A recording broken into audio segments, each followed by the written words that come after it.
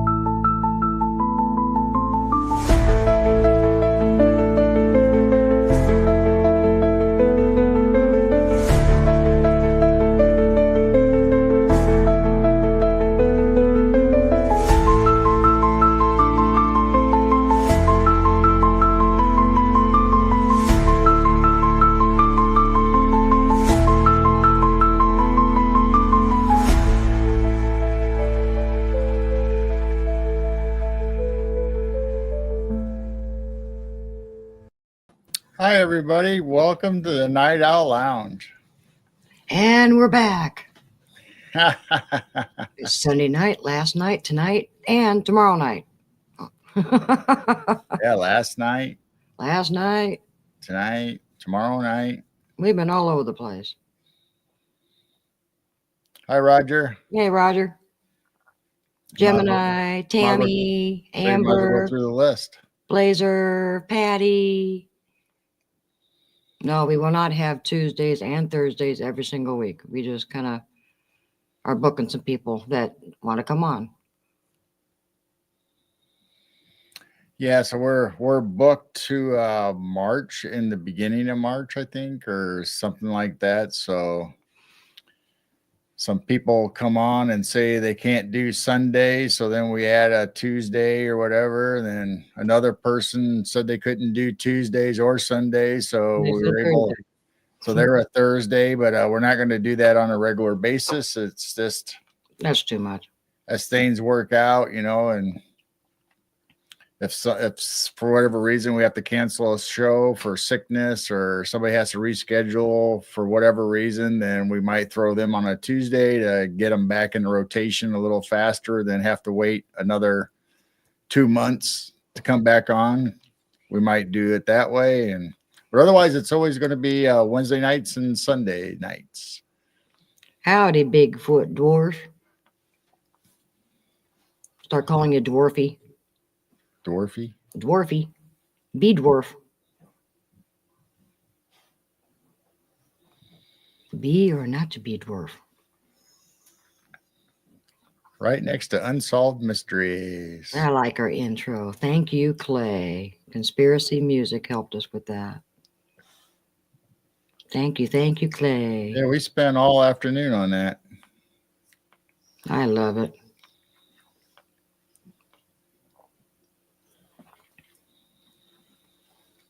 So what's going on, everybody? What's happening? Anything good?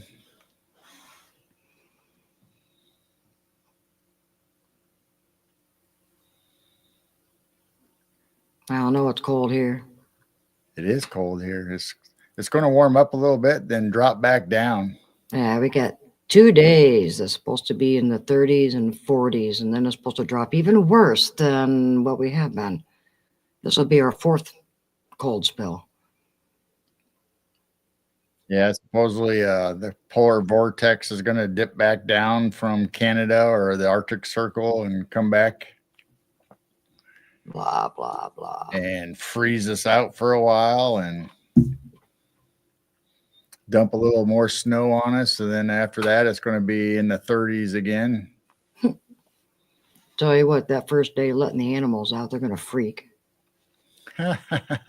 Yeah, They've been inside for, 2 weeks now? yeah, they're not going to want to. They should be able to go outside, especially the goats, but they're big babies. Oh, they're spoiled. It's cold outside. Yes, most goats have a outdoor area, like a not even closed off totally. They just have a little shed to live in. These guys are spoiled on the inside of the barn.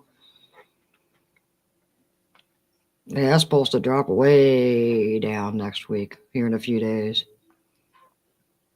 Canada can keep their weather. Hi, Yeah. Mike. Who? Hey, what's up, LIB? Saw you on Jessica today. Good show. Yeah, good show. Little Chupacabra and or Chupacabra. Pug wedgie. Puck wedgie. Albino pug wedgie. Nobody calls it that anymore. El Chupacabra. Blazer with his Ferris Bueller's quote.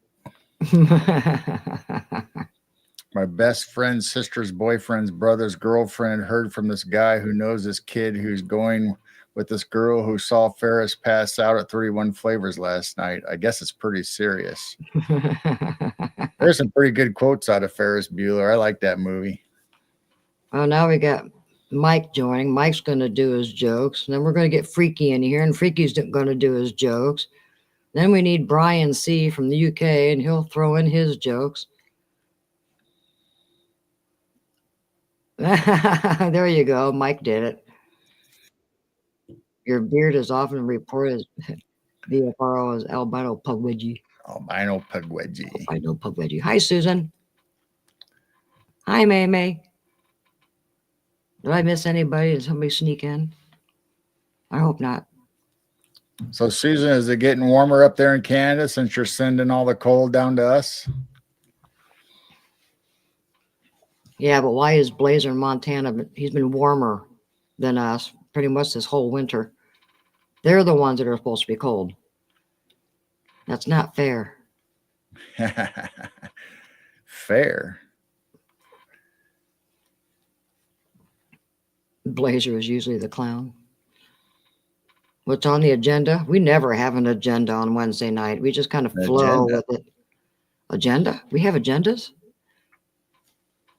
We usually just flow with things. You guys pretty much started out with something. Hey, Professor. Well, we're going to continue an article under the straw in the wind. And other than that, we'll just be talking about whatever comes up. Honk. Honk, honk. Honk. There's Clay. Good Yeah. show tonight, Clay. I enjoyed that. I enjoy your intro music and your outro music. And thank you for our intro music. We were just talking about you. Yeah, well, everybody really likes that intro and the music, and it came out really nice. Hi, Bud Files.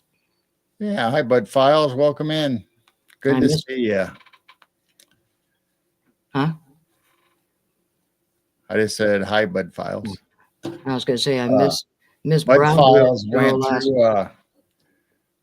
went through all the shows and on their phone that they were subscribed to, and we were on the list. Oh, wow. Yeah, I was going to say Brown Dwarf has a show in the middle of the night. Sometimes we catch it, sometimes we don't. Talk about night owls. Yeah. Yeah, I think the time I was on with Brown Dwarf when he first did his live, it was around midnight, or for our time anyway, Central Time. Got done around midnight, 1 o'clock here, and now he's not starting until like 3 a.m. So it's like, oh my gosh, our time. Yeah, you're asleep.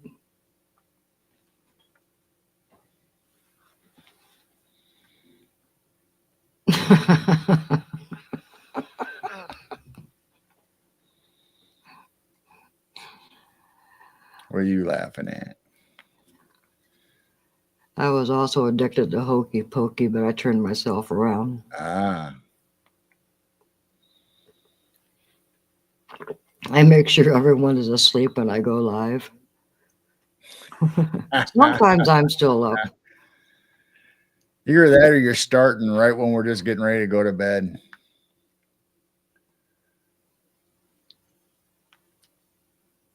So I just watched it today instead. Yeah, I don't know. We schedule kind of early for people, or I think is early. Our 6 p.m. show for Central Time, then it kind of in the middle for everybody else, no matter what coast you're on.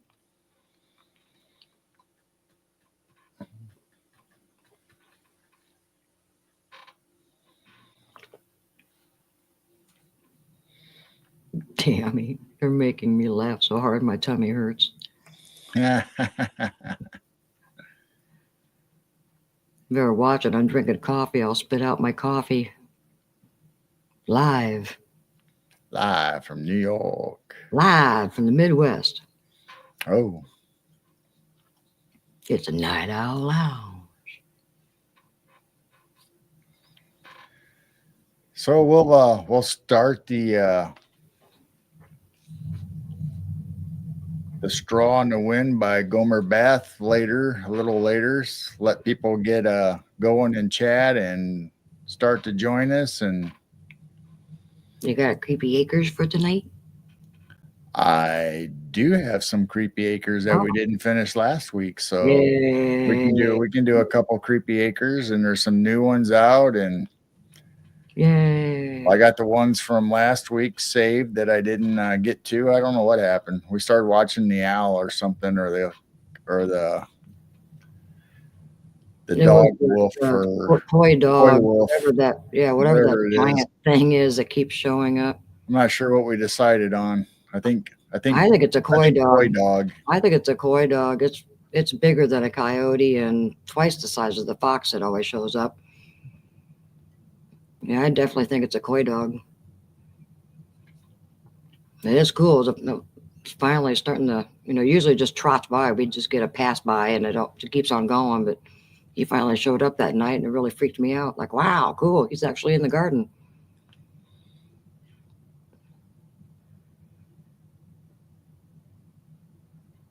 Oh, wow. Okay.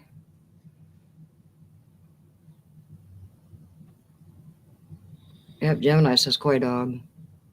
Now, to me, coyotes are smaller. They're brown. They have bigger ears, I think, and a longer snout. So to me, it just don't look like a normal coyote. And plus, I've seen this for the last several months. It's always by itself. Oh. He's not in a pack, that's for sure. Hi, Claudette. Oh, hey, Dennis. Hi, Claudette. There's Dennis pops in. Dennis says koi wolf, because I'm kind of wondering, it just reminds me of a timber wolf. So it does kind of look, like wolfish. So it could be a koi wolf. It's definitely bigger than a coyote.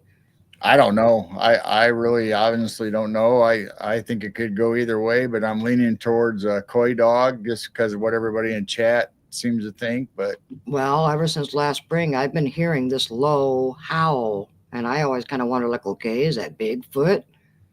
Well, if it is a koi wolf, that would make sense when the fox yips that you hear a "oh" right after it. So I don't know. It makes you wonder, but I'm glad we got a close up of that little thing the other night to really get a good look at it. Yeah, that was a good show the other day, talking about orbs and colors and having them react to what you're talking to or about, and that was interesting. That was cool. So we can bring up the let's see, what's the closest picture you sent me of that weirdo? Well, the koi wolf or whatever. Yeah. Well, to me, it has short, fuzzy ears. And you look up Midwest coyotes, they have longer ears and bigger ears and more of a snout, and they're more brown. This thing almost has kind of like a pattern of a German Shepherd or a wolf. And it's big, that's for sure. Let's see if he'll go up on screen. And to me, coyotes are just a little bit bigger than a fox.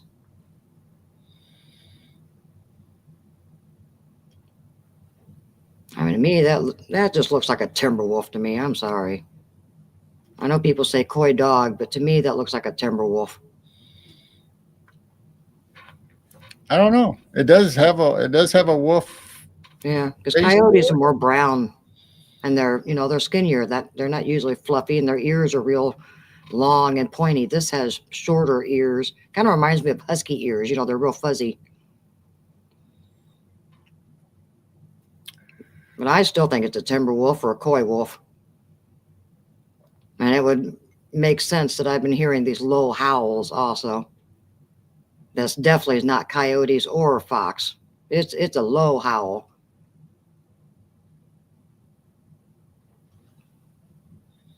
And he's twice the size of that little fox that comes up in our garden constantly. Now it's getting fuzzy. Yeah. You see, his ears are short and they're really, really fuzzy. Now, didn't you say they did release wolves up in Wisconsin?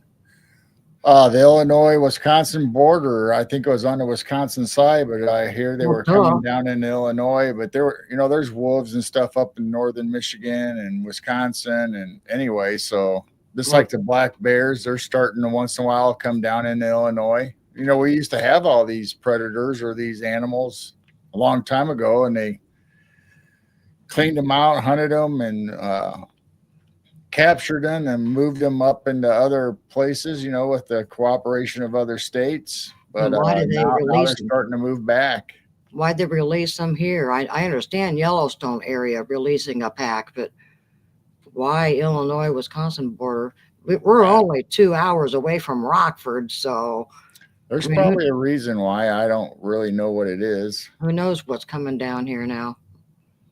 Well, the neighbor 2 miles up the road where we got the 3 baby goats caught a bobcat on their trail cam, and that's very rare to see a bobcat. So that was about a month ago, I think, that they Yeah, caught that bobcat on their trail cam. we've had people talking about, Illinois, like, once again, had big cats at one time, and then they, like I said, they got moved out or hunted or whatever, and you don't really see them.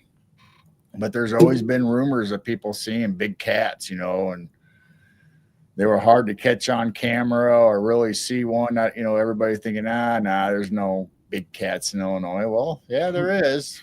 Not now. People are starting to see bobcats, and if nobody's seen the video, there is a video on our stream on the the coy dog or coy wolf or whatever that thing is. There is a video.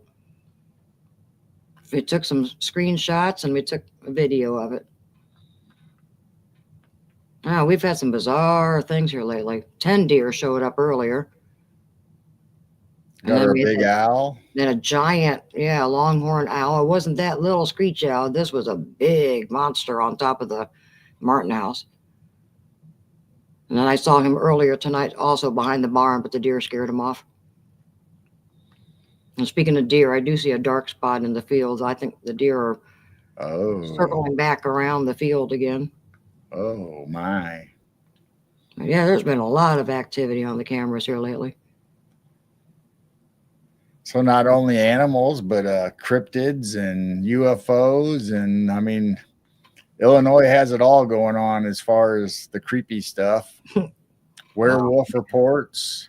Mothman. Bigfoot, Dogman reports. And I will be on Scary Cast with Dr. John Stamey. We were supposed to do a recording tonight, but he wasn't feeling well, so we rescheduled. So maybe in a couple of days I'll get that done, and I'm gonna be talking about the Illinois reports of Bigfoot for Illinois. Oh, cool. Back in 1929, actually, was one of the first recorded. Even though there was earlier reports than that, but 1929 was the first one actually that made the papers and was recorded. Wow, that's interesting. Cool. So I got a few highlighted cases that I'm going to talk about, 3 or 4 that are the big ones that happened in Illinois. Of course, there's over 300 verified reports of Bigfoot in Illinois, making it number 5 in the United States for the most Bigfoot sightings. Gemini is joining the She's joining the gang with the Oh, jokes. That's cute. what did Mars say to Saturn? Give me a ring sometime. That's funny. Come on, boys, you got to catch up now. I agree, Claudette. There's things have been very different, and ever since we put up these cameras, I can't believe how much activity there actually is outside that you don't even realize. Yeah, you never know. I mean, now that you got drones or whatever, it's bad enough. Not bad. I mean, you always got to go out and, wonder if there's UFOs or Bigfoot or anything out, lurking out around dogmen. Now you got drones out there that are flying around and Looks like I see 7 so far. 7 what? Deer off in the distance. They're still on the other side of those 2 piles that the farmer made for the fertilizer or whatever. Oh. They're still out there in the field, but it looks like there's about 7 of them. That's what I like about winter. We don't have the skunks and possums and raccoons that much. Once in a while a bunny, but man, the deer sure do show up in the wintertime. And then when it's nice, we don't see them until next year. Well, let's Once in a while we'll see one with a baby out there in the field, but they don't come up like this. The only time they do that is really in the wintertime. let's start off with our mail call. What? Oh, So Tammy was kind enough to send us coffee cups with our name and Bigfoot on it, and the other side on mine has a Bigfoot print. So thank you, Tammy. And yeah. Jane's design is a little different than mine. Thank you. So Jane will probably be using it for hot coffee, and I'll be using it probably for cocoa. And Yeah. Try to get these out. And then we got a bunch of decals, the window decals. I love that. That is so awesome. yeah, that's Ooh. cool. That's pretty close to what our blue owl looks like. We got Bigfoot. Oh yeah. Bigfoot doesn't believe in Bigfoot doesn't believe in you either. I like that one. Where'd the other ones go? Yeah. Oh my goodness. There's so much in here. Midwest Night Watchers. I love these. Tammy, can you put these on like metal or coffee cups or I mean, can we just stick them on, or is it just windows? Or do you know, Carol? I'm assuming they can go on anything, but I know a lot of people use vinyl for car windows and stuff. This one's hairy. Got a hairy foot. Oh wow. He's hairy. Thank you, Tammy. Yeah. Thank you, Tammy. And also Blazer sent us some brushes for our goat. So we'll be getting those put up. Maybe once the weather breaks a little bit, I can get out there and secure those to some beams so the goats can rub up against them. Yeah, before it gets cold again. So thank you, Blazer. Thank you, Blazer. Thank you, Tammy. Brushes for my beard.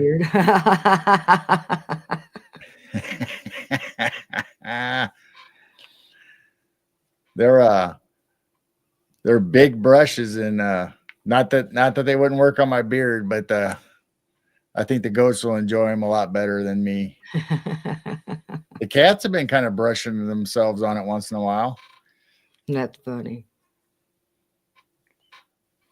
Cats don't need them. So thank you guys for sending this stuff. That was a very nice surprise. We love getting stuff in the mail, especially when it's a surprise and we don't know about it. Well, the mugs were a surprise. Tammy said she sent them at the same time. We just got the mugs. This morning, right? Was it yesterday? Yesterday or today? I don't remember now. Well, they kind of came late. Yeah.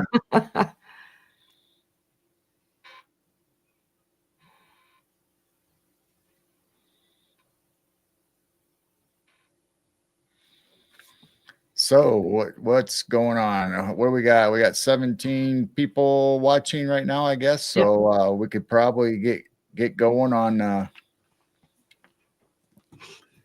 straw in the wind, maybe, or do you want to keep talking for a while? Oh, we can go. Do a creepy report or straw in the wind, doesn't matter. Maybe we'll do a creepy report first. Creepy. That's not creepy report. I know it's not, but I wanted to show this is a logo we made for our new series, or what did you say? What did you call it the other day? Segment, I guess. Yeah. So Straws in the Wind by Gomer Bath, which is a newspaper column for a regional newspaper here in our article. That turned out it was Jane's great uncle that wrote the column, and there's quite a few UFO and paranormal articles, and we were lucky enough to have them given to us. So we're going to read them online, and plus we have a whole box of newspaper clippings that Jane's mom collected, all on UFOs and that kind of stuff. So we got plenty of those, and we're going to mix them in and out of this segment, Straws in the Wind. So we're going to continue that to honor Gomer Bath and Jane's family. So we got that coming up. And then every once in a while, in our Facebook group, I post Creepy Acres creepy history, and then so I'll save them so we can talk about them once in a while. So I got a couple that I had saved for last week that I was going to bring up, so we can bring them up tonight, or a couple of them. So it's always fun when you got a date that something happened in the cryptid or paranormal world, and you're having a live show or a show, and all of a sudden you got something that kind of correlates or matches that week in history for cryptids or something like that. So that's kind of fun. Guess what? What? It's snowing again. But now I got to find them. I didn't know there was snow in the forecast tonight. Yeah. Oh, well, it's snowing again. Now I got to find Oh, they're leaving. Where I put them. Goodbye, dear. Goodbye. Goodbye. I'm definitely going to have to fill up more corn in the garden for tomorrow.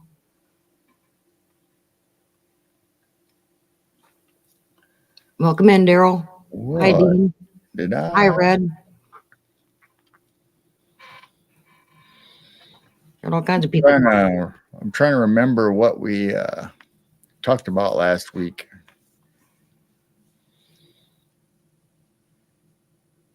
I can't remember. Thanks for stopping, Mike. Mike, you gotta take off. He's going to go out and have some breakfast with a Florida friend. Oh, nice. Thanks for stopping. Yeah, hi, Daryl. So, like I said, I think we'll start off with some Creepy Acres.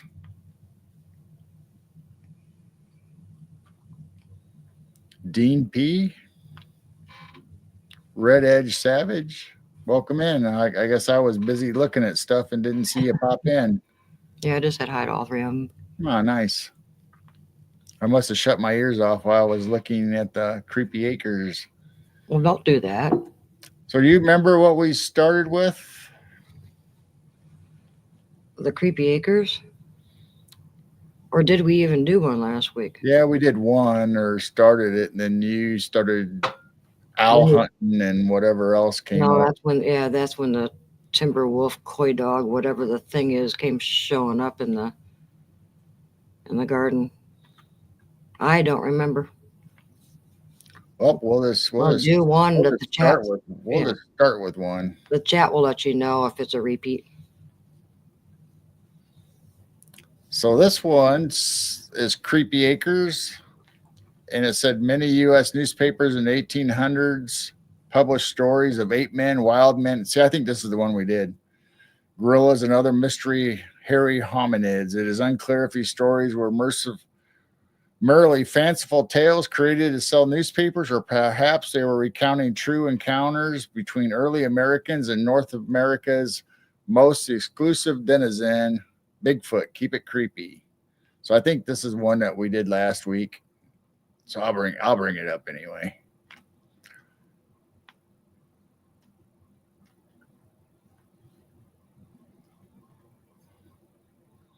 If I can get my computer to cooperate.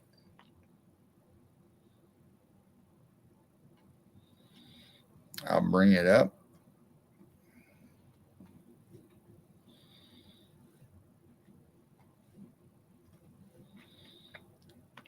So can you guys see that all right?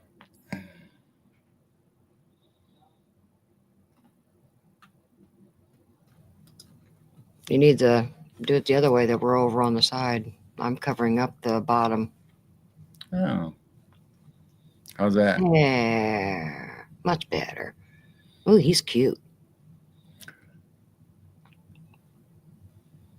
So let's see. Oops. Clicked on the wrong thing. Sorry, everybody. So this says today in creepy history, 3rd of January, 1878, Globe Valley, North Carolina. The McKean County Miner, the newspaper from Smethport, Pennsylvania, reports several men prospecting in a remote area encountered a particular specimen of humanity. It stood 6.5 feet tall, a giant in those days. Wow, that's a giant. I'm like 6'3", almost 6'4". 6.5 feet tall. Yeah. And they're calling that a giant. Yeah. Well, I mean, the average person in the 1800s, I think, was 5'5". I mean, I could be wrong, but I think that is.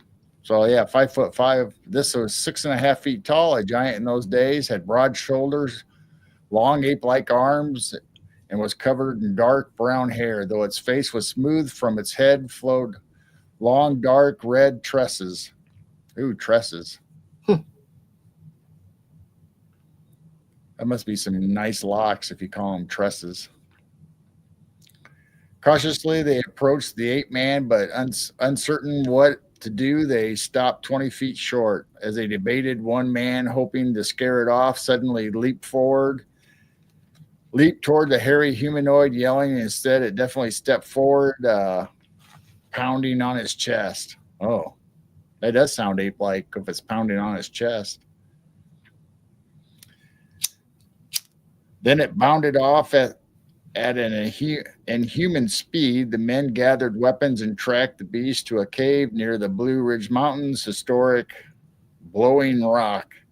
There they found a bed of leaves, the bones of many small animals. However, they never saw the hairy man ape again. It remains unidentified. So here you go. That's the one I think I read. That's because it shape shifted in the share. I think that's the one I read last week. Shape shifted into share. It's all that long, flowy hair.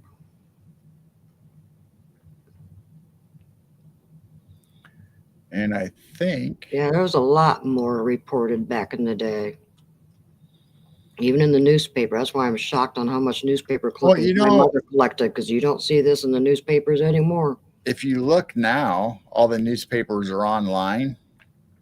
So they might mention stuff like this, but they're not always available online. As soon as they do their story and it's up there for a week, it gets lost. And then sometimes it gets replaced because they only have so much space, some of these places, to keep articles up.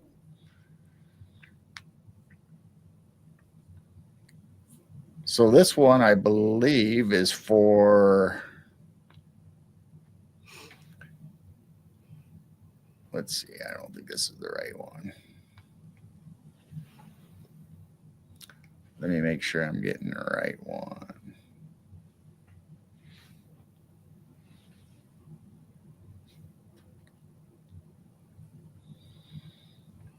Rudd said it seems kind of like a grass man. It did look like a grass man.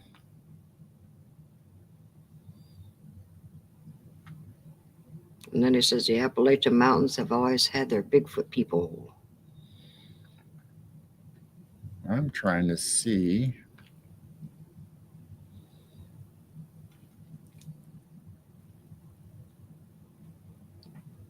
Yeah, all right, I think I got it now. So this one's for January 4th.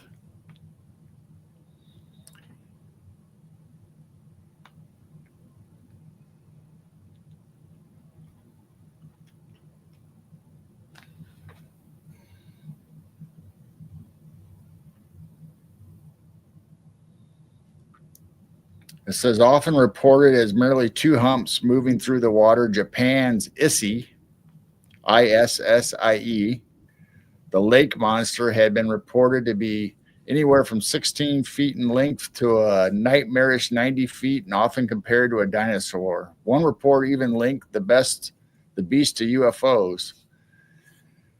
Not nearly as famous as its namesake Nessie, Japan's Issy is beloved by the locals, making the lake popular among the tourists. Keep it creepy. Keep it creepy. Yeah. Creepy.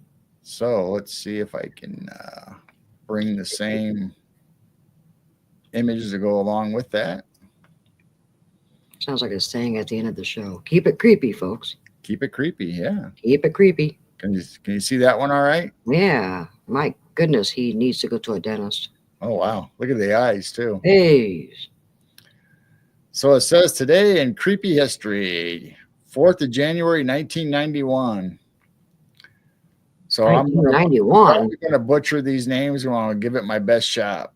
Lake Ikeda, Ibishi, Kakashima, Japan, Mr. Hideki Tamashikawa, I don't know, and his teenage son filmed a massive creature moving through Lake Ikeda. For nearly 9 minutes, they recorded a 10-meter-long, dark-colored behemoth before an approaching motorboat caused the beast to submerge. Although the sighting of Issy, Lake Ikeda's monster, had been reported for 13 years prior, this would be the first time it was filmed.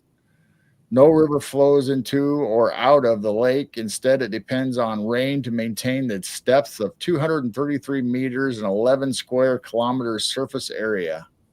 Despite this, Lake Ikeda is known for its eels, some of them 6 feet in length.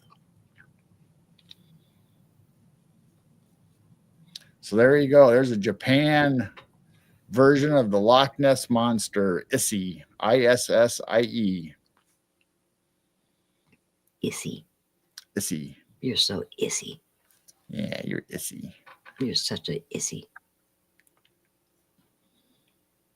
Very good. So what else? Next. And then...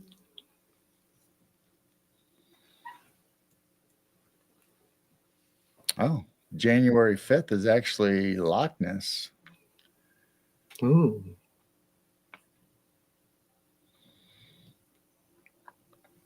So I believe this is the right one to go through. 91 years ago today, while reports of a creature living in Loch Ness goes back centuries, a modern era of reports and sightings only go back to 1933.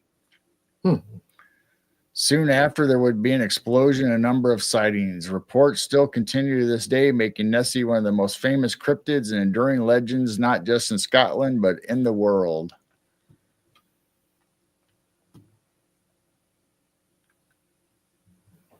Yep, so I think that's the right one. So we'll bring that guy up.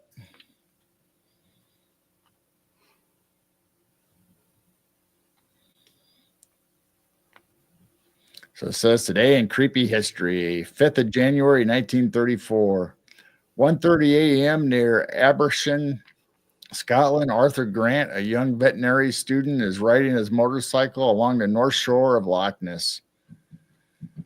As Grant approaches Glasgow Intervenus Road, he notices illuminated in the moonlight a large dark shape on the side of the road. Suddenly, a head of a long neck appears up on the shadowy mass and turns to face him. Then, in two great bounds, the creature crosses the road and plunges into the loch. Grant later describes it as 15 to 20 feet long, with a head like an eel, large eyes, and a heavy set body. He would add that it also had two distinct front flippers, two webbed hind feet, a tail 5 or 6 feet long, a whale-like skin. Grant would compare the beast to a cross between a plesiosaur and a seal. Investigators later find several large three-toed tracks at the scene and make casts. While the setting of Loch Ness monster Nessie on land are extremely rare, they do occur occasionally. So that's the creepy history for January 5th, 1934.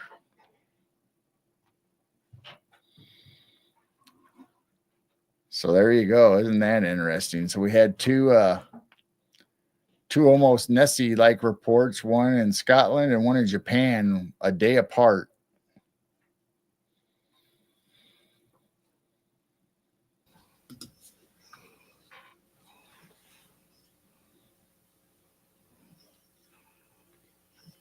So I hope everybody enjoyed that. And I think on our Facebook group page, I posted some new ones, one from the 14th and I think the 12th of January. So I didn't get those downloaded because I still had these to go through. So We can get those next week. yeah, we'll get them next week. We might be a week behind or something, but we'll get them.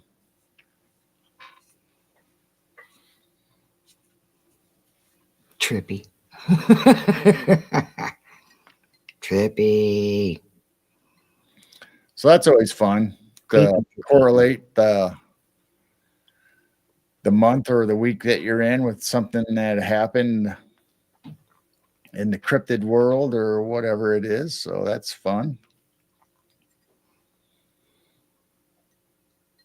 You don't know if it's creepy or trippy. Yeah. Very interesting. Please, sir. I'd like some more.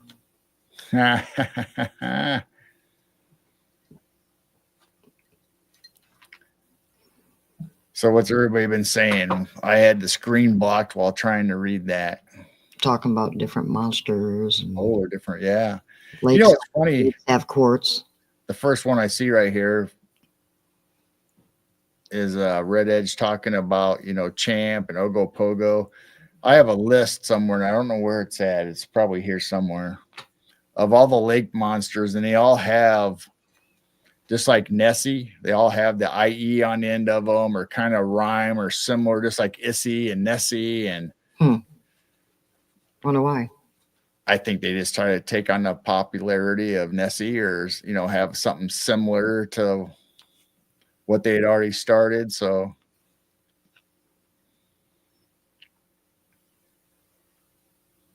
A lake dino. ooh, a lake dinosaur. Brown Dwarf says we have Tahoe, Nessie, and Cali. Oh wow, cool. Red says Tessie. Tessie, yep, Tessie's another one. I mean, they're some of them that are like Nessie or kind of like that. They all have the IE or the double S or whatever, to make them kind of sound alike. And Derek says greetings. oh, hi, Derek. So everybody that has other cryptids, whether it's Mothman or whatever, then they have different words, different ones that don't necessarily rhyme with Nessie for those, but usually the lake monsters and river monsters all kind of have that same little ending to them.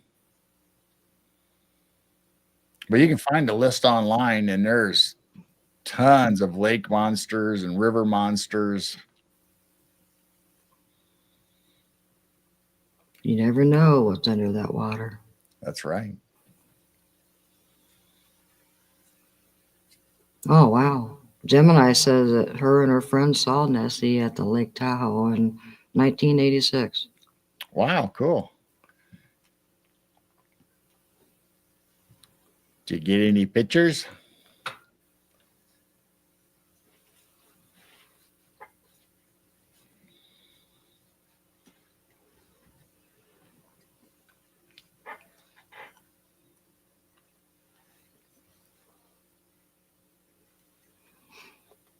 That's cool. I have not seen anything like that. I've seen some big snakes in my day, you know, being on the Illinois River or out in the backwaters, but nothing that was like a Nessie. That's for sure.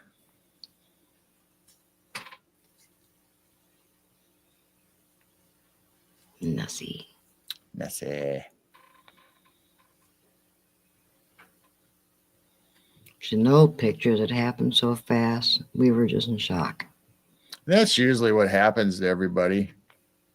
And you know, people always say, you know, well, we have cell phones and all this. Why didn't you get a picture? Well, because if it's the first time you've experienced this, it is like a shock. It's like you don't think of, well, I should grab my camera and take a picture. You're sitting there trying to fathom and figure out what you're seeing. Is it gonna run at me? Is it gonna hurt me? Do I need to get away? You know, you have that flight or fight thing going on that you have to decide, you know, do I need to protect myself? And then by that time they're usually gone or the moment's over, and then it's like, oh, I should have took a picture.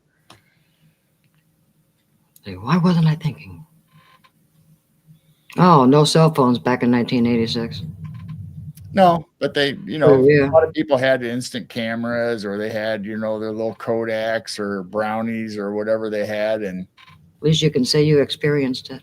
A lot of people carried 35 millimeters, you know, around their neck and taking pictures, you know, because they're on vacation or want to capture stuff. But when you see something that's frightening or surprising or shocking, you don't always think of snapping a picture. So I understand why there's not a lot of evidence in some of the sightings, especially if it's your first one and you're not on purposely out there looking to capture a photo or evidence of something. You're just out there enjoying yourself, and then something shocking happens.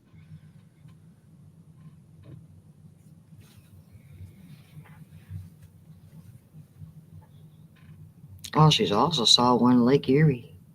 Oh, nice. Wow. That's awesome. Yeah, what about the video phones that the Germans had back in the 1940s? Those were hush-hush phones back then. Yeah, $12 for blurry pictures. Hello, Camellia. Yeah, welcome in, Camellia. Nice to see you.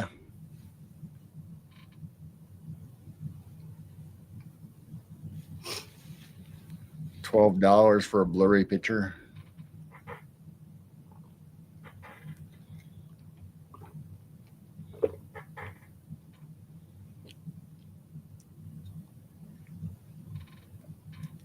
I mean, there's been a lot of times we've been on hikes and stuff, whether it's a state park or just out in the woods, mushroom hunting or whatever we're doing. And we have our phones in our back pockets, but we hardly ever got them out to capture a picture or something, let alone take pictures of you know, a waterfall or pretty flowers or anything. I mean, we didn't do it. We were out there mushroom hunting, and if we saw a deer or an animal or something, we didn't hardly ever get our phones out. So I can imagine if something just popped out at us, and it's like, I'm not thinking about getting my phone out.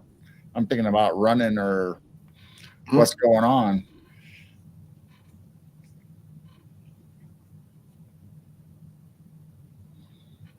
Wow, just a couple of years ago at Lake Erie, it was majestic. It came up in the sunset in the distance. So cool. Yeah, old Polaroids. I like old Polaroids. They're nice.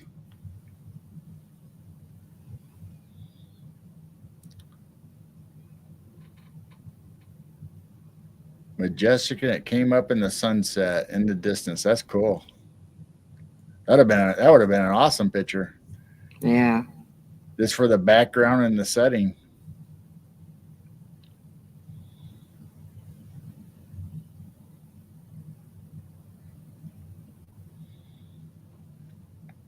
Yeah, that's the thing. A lot of people haven't experienced, even though they've heard about, things, or they talk about UFOs or lake monsters or whatever. We all have these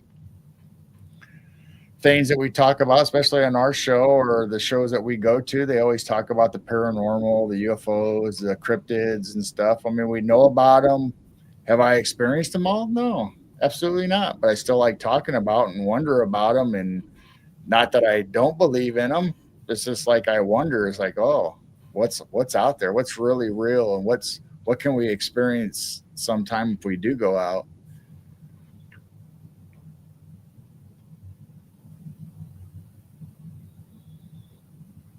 Experience the woo. Yeah, And dragons are real. dragons. And Blazer has seen all kinds of flies, but he's never seen an elephant fly. Never seen what? You gotta read his whole thing. Oh, I've seen a horse fly, I've seen a dragonfly, I've seen a house fly. I've seen all that too. I've seen a peanut stand, and I heard a rubber band. I see a needle that winks its eye, but I've never seen an elephant fly. oh, it's almost like a little poem, huh? It's probably a song. Probably a song.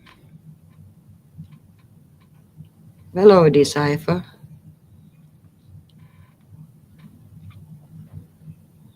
Got any good codes?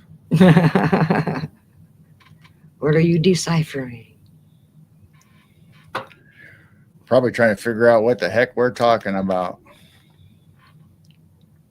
And Derek's still in shock that he found out Bigfoot dwarf is a brown dwarf. Oh, He's B dwarfy. yeah.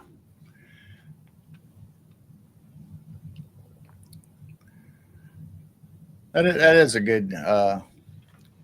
It is hard to change once you know somebody has a certain name. Then all of a sudden they change. It's hard to not say the old name anymore. We're getting used to it though. Bigfoot dwarf. Well, Derek did it to us. Yep, Derek. A lot of people just call him Woo. They don't realize he's Derek. We realized he was Derek. Kind of freaked us out for a while too. Like, who are you? Yeah, somebody knew. Oh no, that's wow. that's who it is. Got a snoring dog next to me. Oh, cool. I thought you had a monster or something going on over there. We're going. She's down here snoring. She's out. She is out. Cover her up with a blanket and she's out.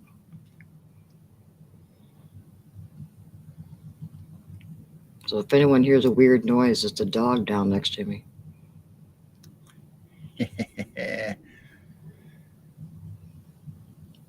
So let's see. Well. We'll continue talking to everybody in chat for a while, but we do have the straw in the wind. Blazer's going to change his name. Definitely not Blazer. Not Blazer. I'm not Blazer. I'm not Blazer. You're Blazer. I'm Blazer. Gemini. My cat snores. Yeah, we have a cat upstairs that snores real loud. One that purrs louder than crap, and the other one that snores. So it's like a competition between a purr and a snore all the time. And So if he's laying on the floor up there, I can hear the snoring vibrate through the floor when I'm in the basement. So like we said a week or two ago, even I mean last week for sure, that we're going to start the doing Straws in the Wind by Gomer Bath, which happens to be Jane's great uncle. And his newspaper article that was in a big regional newspaper for our area. He had the article Straws in the Wind, and he had some UFO and paranormal things in there. And so we're going to be reading some of those articles every week or once in a while, and plus the newspaper clippings that Jane's mom saved on UFOs and stuff along with that. So we're going to introduce those and mix them in and out. And tonight we have one of the articles from Jane's mom's collection that we're going to share. So we'll do that here in just a little bit as we keep talking to everybody in chat, and we'll bring that one up. And we just got done with Creepy History. I need to say that. Creepy History. Creepy History. So thank you, everybody that's been hanging out with us and in chat. You guys are always fun to watch and see what you guys say, come up with. So we got another article we're going to read, and this, obviously this one's going to be UFOs to go along with what we talked about last week. I think we did Mothman or something last week, but this week we're going to be talking UFOs from 1973, I believe. So here's the original article. So that's quite a bit there. Yeah. You typed all that out today? Well, I hope I didn't skip anything. If it doesn't make sense all of a sudden, I messed up. Right. You didn't proofread it? Well, I was trying to get everything done, uploading files and typing out that for tonight's show. Then I thought I was going to be on Scary Cast today, and we had a Dennis for Hunting the Shadows show to get ready for, and so it's like I had a lot to do. So it's been a busy day. So I hope I did not mess it up and got it right. Otherwise, I got the original article that I'll have to squint and read from it. But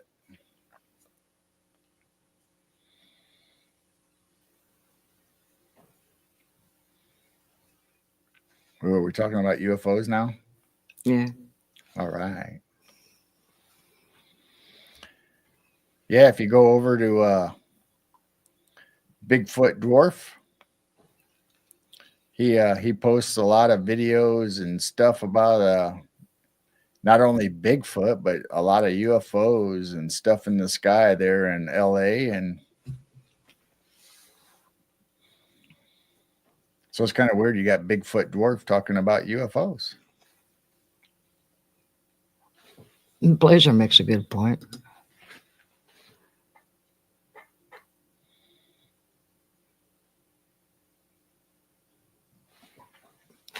Oh. Interesting. Wow. Never thought of that. Kind of like people in the full moon becoming werewolves. Then the next day or whatever, after the moon disappears, you're back to being human again. But this is in the astral or your dreams. What if? Yeah. What if? You never know. Thanks, G. What'd you do? I was talking about Bigfoot Dwarf, and if you want UFO videos or anything like that, or his lives, he talks about. He just talked about missing people in the area. Yeah, I heard that too, Derek. I don't know where I heard it, but I heard it. Oh.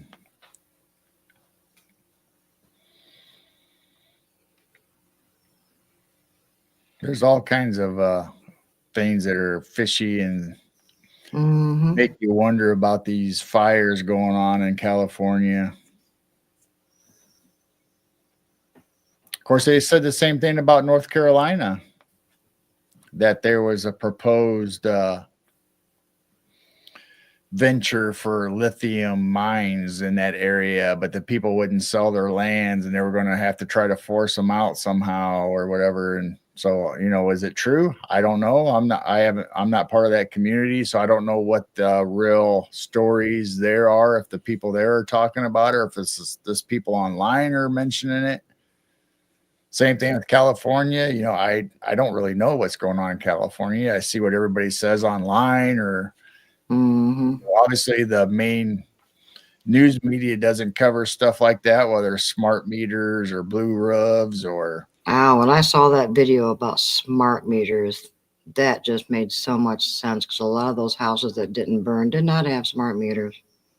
And then the videos of, those who did, and of the sparking coming out of it, and it made sense of the fires being burnt from the inside like that too, because of the smart meters being connected to all the copper wiring or something. I mean, that does make sense. So we don't know. Right. I mean, there's so many things being told. So like I said, we're not involved.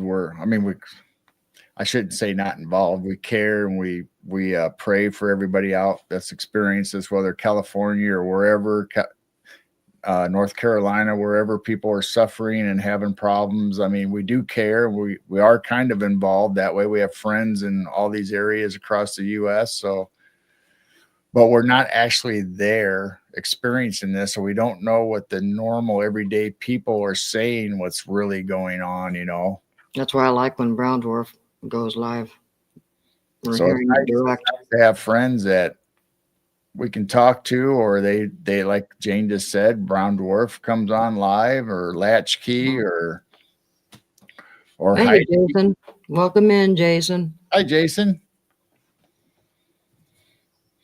So it's nice, and we got people that we know in Georgia and the Carolinas and Appalachians, and so we have people that we've been in contact to, whether on our show or we've been on their shows, or we just know them from being in chat, like all you people in chat. We talk to people and find out what's going on in their area, or what they got going on. So it's nice that we kind of can hear a little of the inside once in a while, and not have to rely what we see online all the time.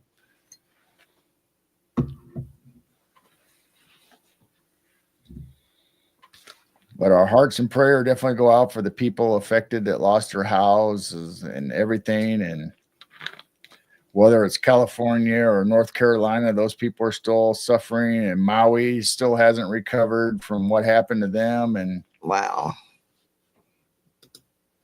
Yeah, I keep hearing reports on that too. Yep.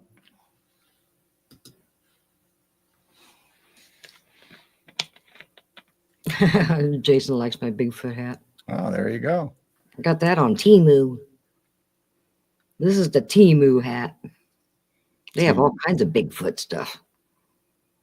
I'm wearing the red canvas from our merch store, and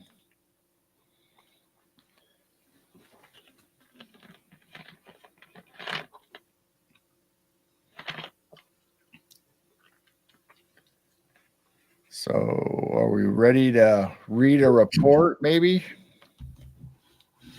I'm ready for the smoke. Oh, go ahead. Oh. All right. So this is from the Lowell Sun, Wednesday, October 17th, 1973. And it's like I said before, it's a UFO report kind of column that talks about an incident that happened. And so the headline says, "Twinkle, twinkle, little ... Oh no, not again." I like that. So then it starts off with the main body. "Twinkle, twinkle, little what? ?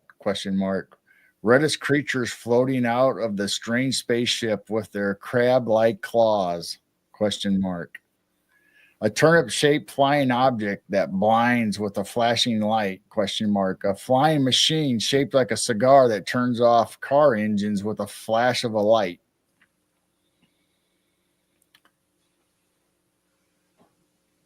let's see where we at. I got lost. The unidentified flying objects and folks around the country have reported seeing a number of them in the last several days. Are they for real? Question mark. Is it another civilization checking us out? Question mark. I don't know why it won't let me scroll. All of a sudden, it won't let me scroll.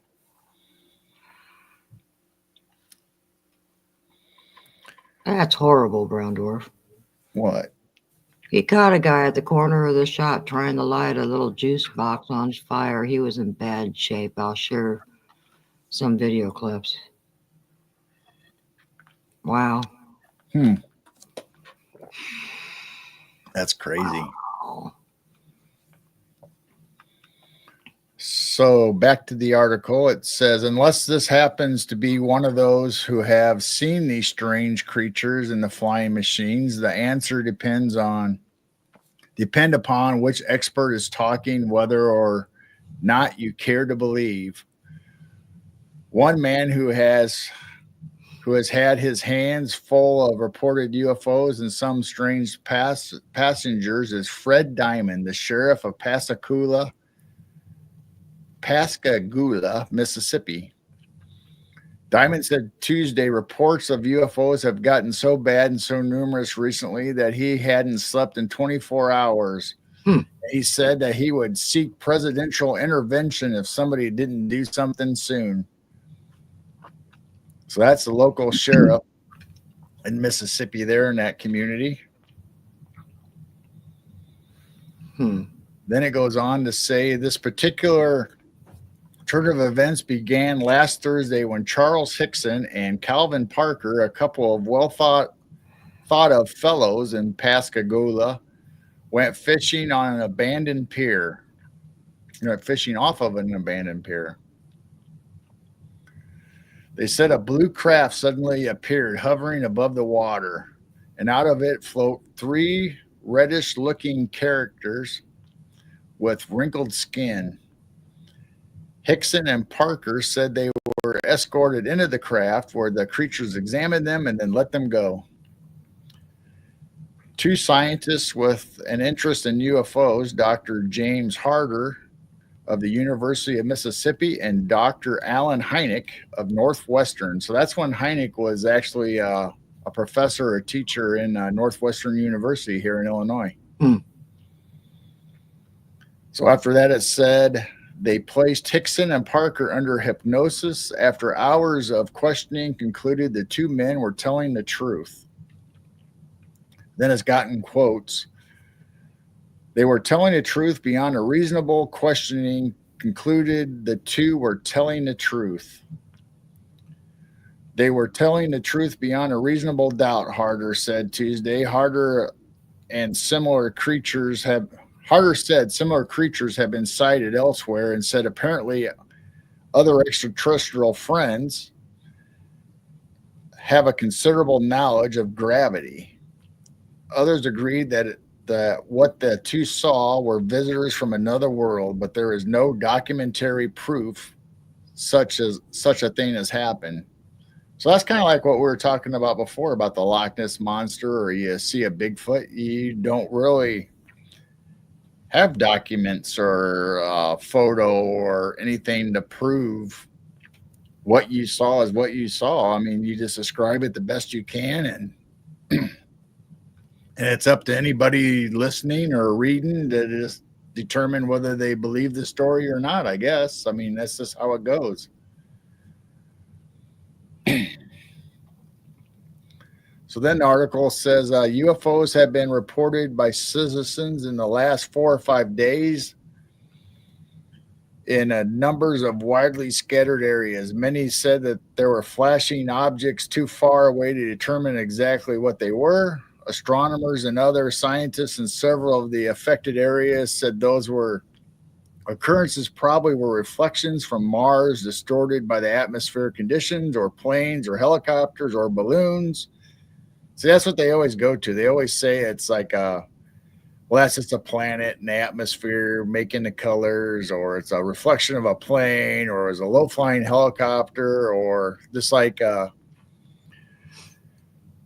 out there and by Area 51 and all that, it's a balloon. It wasn't a UFO. I mean, now we have drones and they're trying to disprove them from being UFOs. That's the same old story we always hear when somebody reports something. What are you laughing at?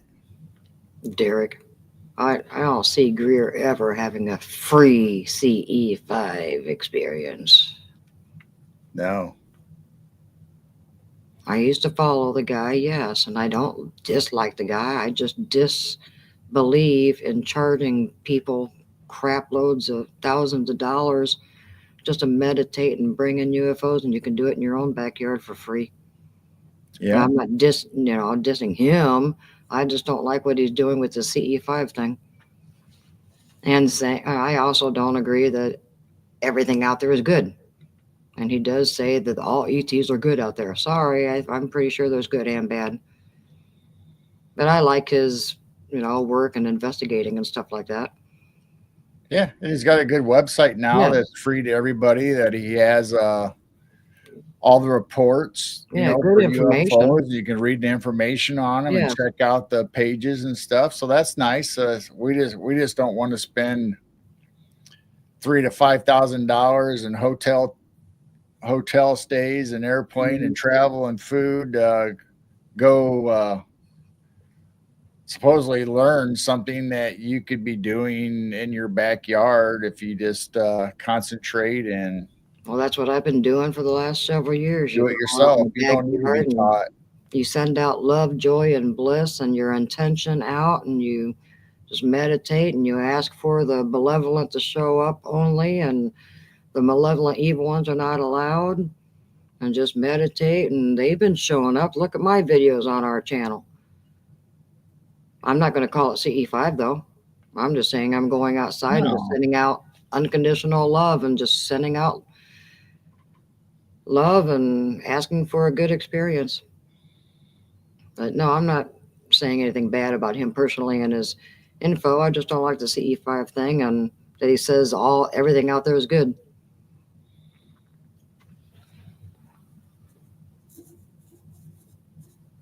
Yep. So, and if he does want to say something next week, hey, go for it. Go for it. Let's see what he has. Yeah, don't pay for it. Just do it yourself. Just look up, send out love, joy, and bliss, and say, show up. So the article was saying that scientists brought up the same old story. The distorted by atmosphere conditions, planes, helicopter, balloons, and now, like I said, we got drones and stuff that people are saying are helicopters or UFOs or orbs, or there's whatever the people say they think it is, and the scientists always go to the catch-all of all the other stuff that they scientifically think it is, but we know how that goes. It's very rare that somebody actually sees an orb with the naked eye. Most orbs are infrared. So now all of a sudden everybody's seeing all kinds of things. I'm still wondering if some of them was holograms. You don't know. I don't know either. So the article continues. In Tennessee and South Carolina, objects reported at night as UFOs turned out to be balloons with tinfoil tied to them. But there still have been strange developments. So then it goes on to say Soviet news agency TASS, T-A-S-S, said Tuesday that scientists at 4 stations have received heretofore unheard of signals from upper layers of the atmosphere. TASS said that scientists were trying to determine if the signals were artificially or naturally produced. It said if it's not precluded that they may be sent by a technical developed extraterrestrial civilizations. Others Others who have been puzzled lately include James Thornhill, a civil defense radar watcher at Columbia, Mississippi, who said that while on duty last weekend, he picked up a blip on his screen, moving much faster than a helicopter can travel. He said it stopped and hovered about 3 miles away from his station. Thornhill said the screen and radio communication suddenly jammed for 15 to 20 minutes. He said that when everything turned back to normal, the blip was gone off the screen. And that's how the article ends. Well, check this out. Where'd it go? Where'd it go? There. There's that one. Yeah. And there's that one.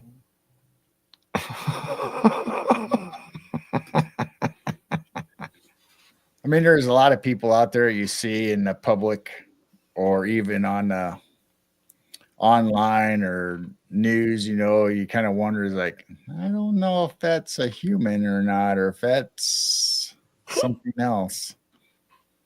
And there's always a few that everybody brings up all the time.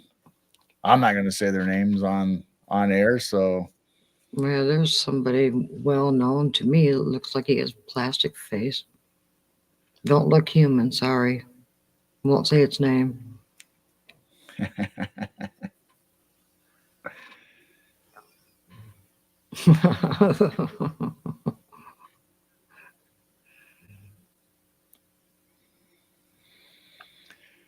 So that's our straw in the wind article for this week.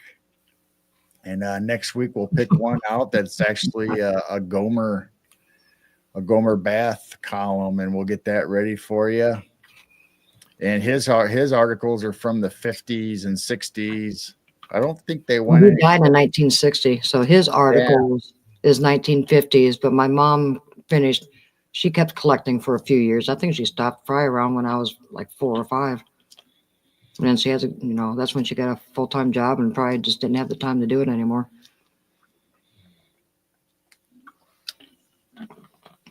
So it goes on to like 65, 66, something like that. But Gomer's is in the 50s, definitely. Right. He passed away 2 years before I was born. It's a freaky. Now we're talking about Bob Lazar. Welcome, Freaky Geek. Hey, Freaky. How's So the weather? our good friend Jim Goodall that we do shows with on another show, and we talked to him quite a bit. He was good friends, still is good friends with Bob Lazar, and Bob's got a documentary and movie coming out, so he's been hush-hush about what's going on in Bob's life here lately. But Jim likes to talk about UFOs and airplanes. Check out this one.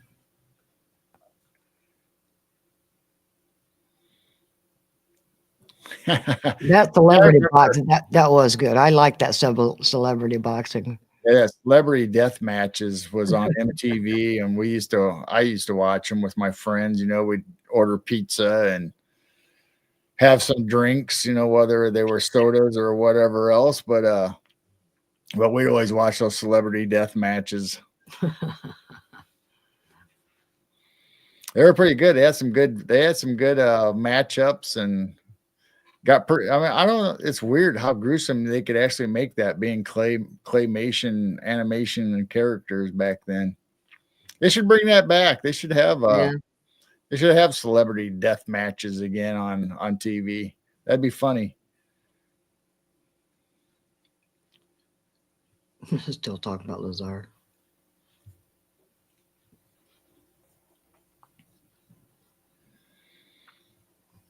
Yeah, so maybe someday we can get Jim and Bob on our show, because, like I said, we're really good friends with. I don't know if Bob would ever come on. I don't know. You never know. Who knows? Unless you ask. I mean, we're good friends with Jim.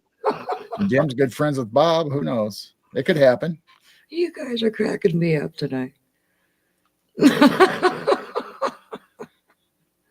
Greer's reptilian neck. Yeah. I know some of these people. Well, you can even have neighbors. No names mentioned that just don't look normal and human. You gotta question everybody these days. Yeah. That's why we stay home and don't go out much.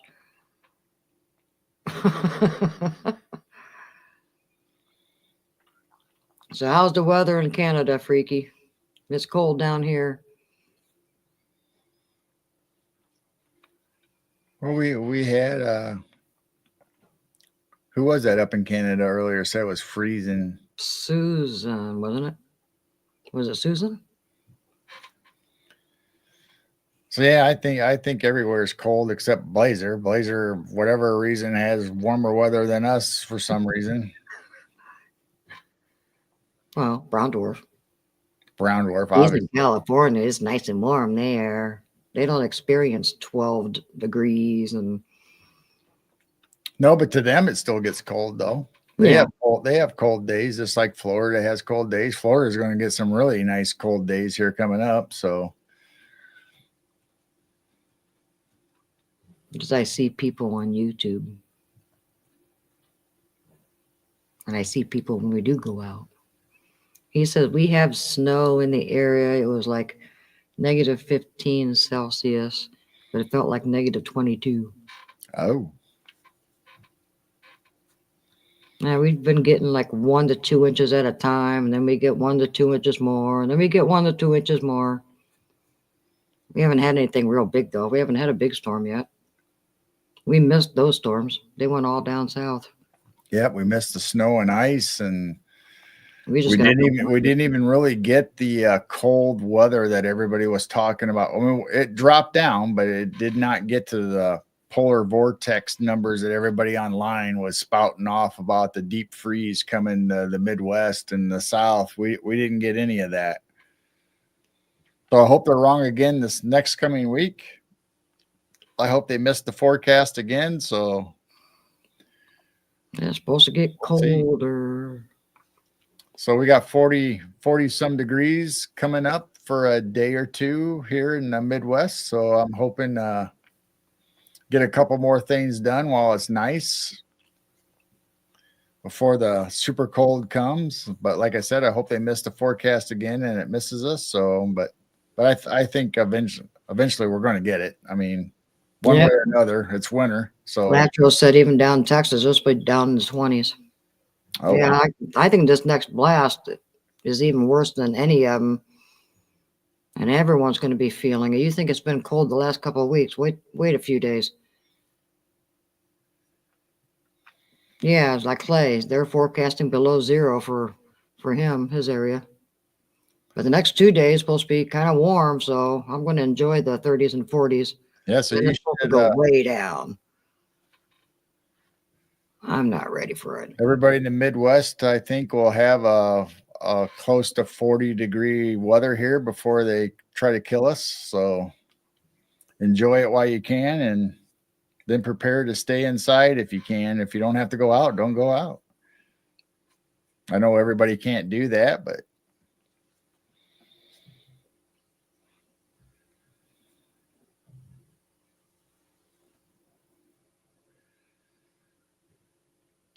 oh, Derek says they got down to 21 there in Florida. Ooh. Yeah, I heard it was supposed to get as low as 18, and then now with this next wave, it's supposed to get, you guys are possibly going to get some snow in Florida, I heard. That's cold for down there.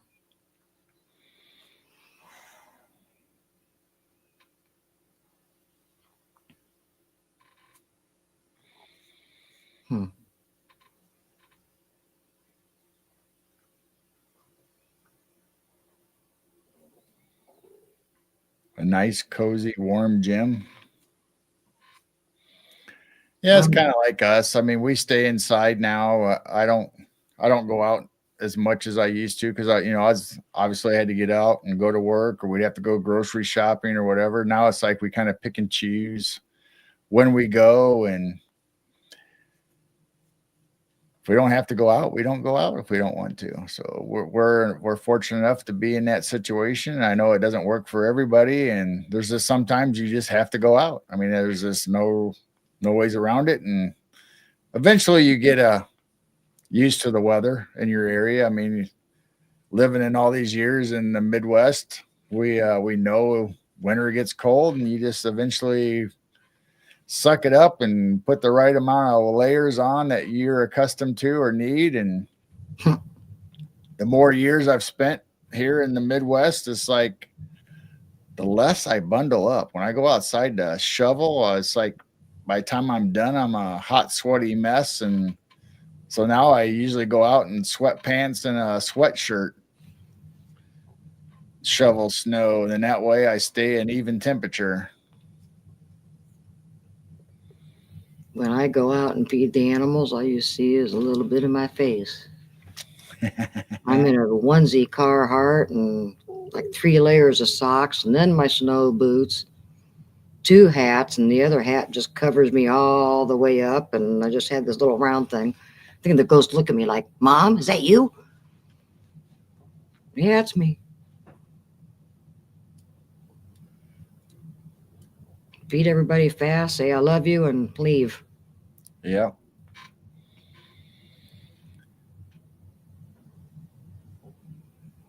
And we still got like 7 deer out there, 7, 8 deer. Really? 2 of them are actually in the garden, but the other ones are walking the edge of the field. Yeah, I think they circle the field and they keep coming around every few hours. You see them trying to find some corn. Now, if we're going out shopping or whatever the reason is, if we're not going to be exerting any energy and working outside or anything, then yeah, we bundle up and we dress appropriately. But man, if you're out there doing some work in the yard or with the animals or whatever you're doing, shoveling snow, it don't take long for that inner body core to heat up.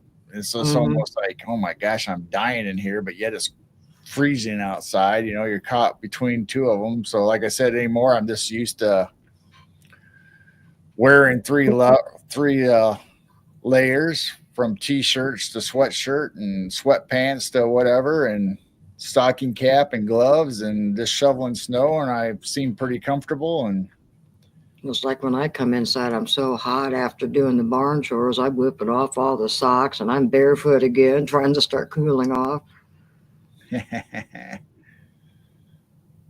I'm ready for spring. I'm ready for the purple martins to come back, and I don't like it when it's just bitter cold.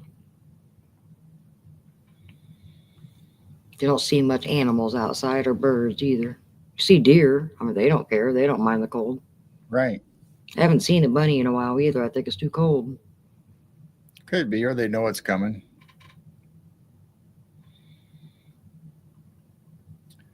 I bought some new long johns or thermal underwear, and I don't like them. Uh-oh. You don't like them? I like them inside. When I'm in the house, I like wearing them. But when I go outside, it's got that material that they seem like they get cold. So you're better off with the old-fashioned long underwear. Yeah, I don't like. So it's not like the insulation of the old thermal underwear that we used to get. This is like a thin, silky stuff. Thin, silky outside, and it has a little bit of lining on the inside. So, I mean, I guess if you layer up and you had those on, then it would probably be all right. But I had the thermals underneath my jeans, and I could feel the air go through my jeans, get cold, and then my thermals would get cold. And it's like, that's not how it's supposed to be. You need the cotton ones. But in the house, they're nice. I've worn them for a few days in the house, and they were nice. But they wouldn't be my go-to unless I had multiple layers on top of them. Which at that point, why do you even need them if you have multiple layers to protect you from your thermals to get cold? Derek's had 2 owls here lately. Oh, nice. I was shocked to see that big giant owl. Usually the tiny little screech owl that we see. Yeah.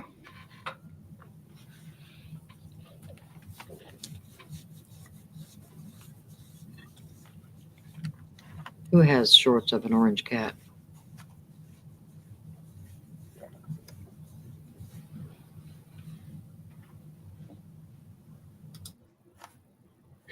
I don't know. I see Freaky said it, but I don't know what he's talking about.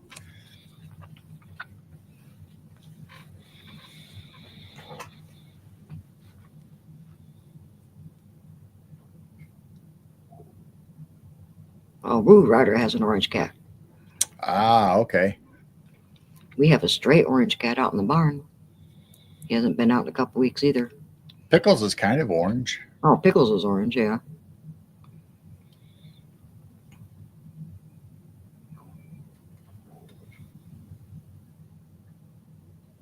Ah, where'd it go? You read a comment and then it moves up. Yeah, I know. Every time I get ready to click on something, once in a while it moves out of the way, and it's like you got to make sure what you're clicking on to bring on screen. Yeah, bunnies come out in the cold. They don't care. Yeah, they're out during winter. I mean, they'll hide in bushes or wherever, just like anything else. Once the bad, like a snowstorm or ice storm comes up, they won't necessarily stay out in the yard. But if it's just a normal 20 degrees, whatever, they'll be out hopping around out there trying to get food out of the garden or wherever they.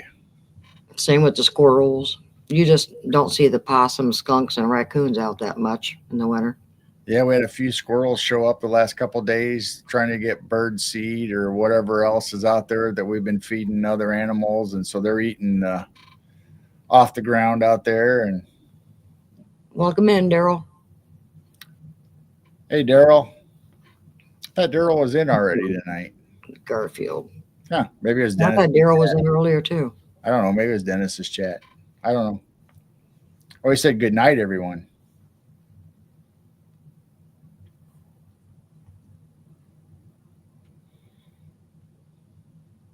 Aww. Freaky saw 4 bunnies. Yeah, I haven't seen any bunnies in the last couple of weeks. They got to be out there somewhere. Hope the foxes aren't finding them. No, I mean, every once in a while when we drive around town, we'll see bunnies down the street. Like one house will have 4 or 5. So I think they move in and out of neighborhoods depending on what's going on. And obviously it's probably warmer the farther you get into town because the wind can't go past all the buildings necessarily as easy as it does where we live. Yeah, like snakes sleep this time of year.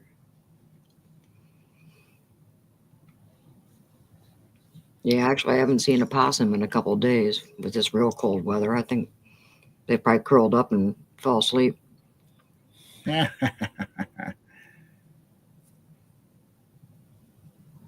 haven't seen a skunk several weeks, and I haven't seen the raccoon for a long time either. Oh, they're probably all hunkered down and hibernating. At least we got the deer, just like last year. We would have like 10 to 12 show up at times last year. So it's really nice that they show up when the snow is on the ground. And of course, they get apple flavored deer corn. Yeah, so we got deer corn. We try to feed them a little sweet or a little something a little special now and then. But unlike other people, we don't use it to hunt with or anything or bait them or anything. We just like to see them and bring them up in the yard where they have a safe space to hang out and eat.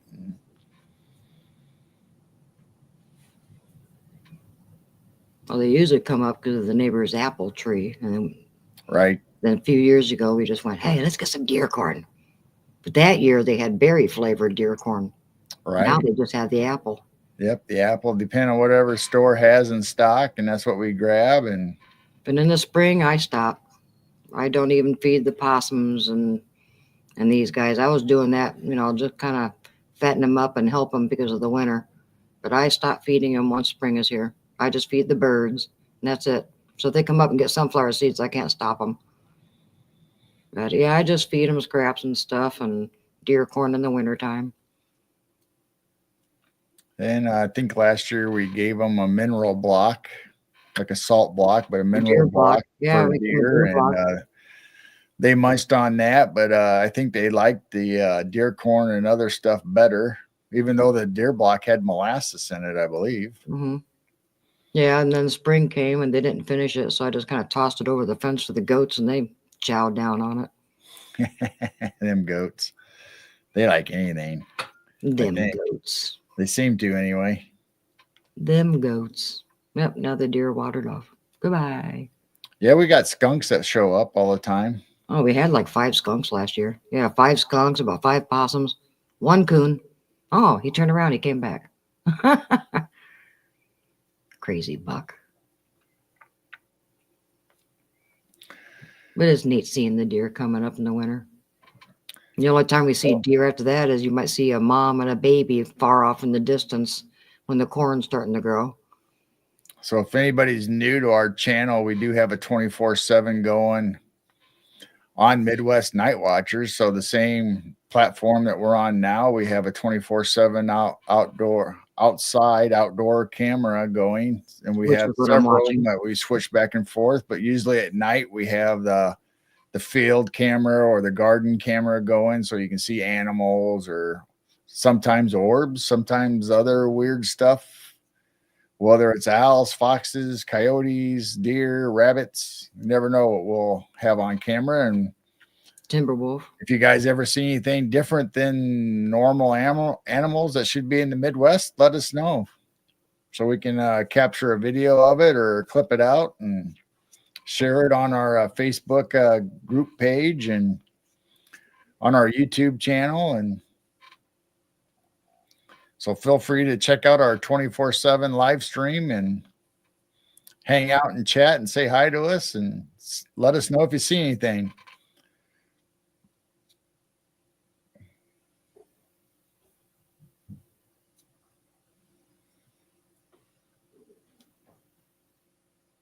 Oh, Newbie said she saw zippy things.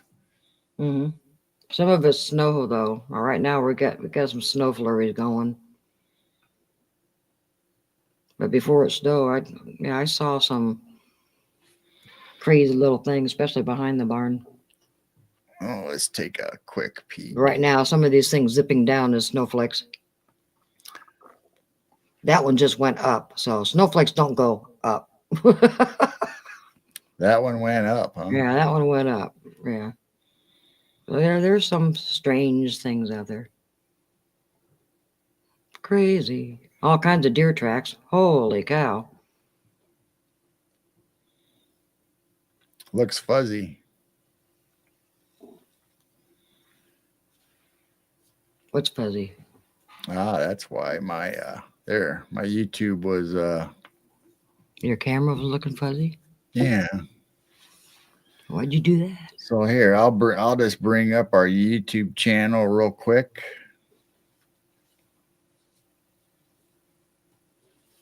Fuzzy Wuzzy was a bear. See if I Still can a couple of them out there. see if I can get this to. Half of them are behind the barn, and they're just scattered all over the whole field.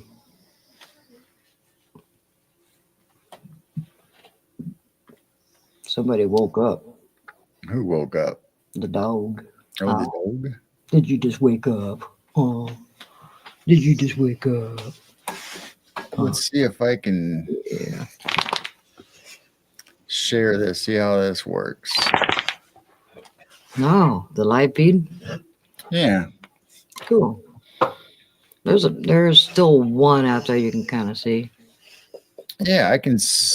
You want me to? I see the two piles, then I think I see the one deer out past it. Of course, you would be able to zoom in on him. Here, let me move the camera a little bit. There was a couple of them out there. There's the other one. Move my phone out of the way. So this is usually the view that we'll have in the evenings, and so you can see the sunset, and especially in the summer, you get to see the colors during the day because we have a nighttime and daytime color.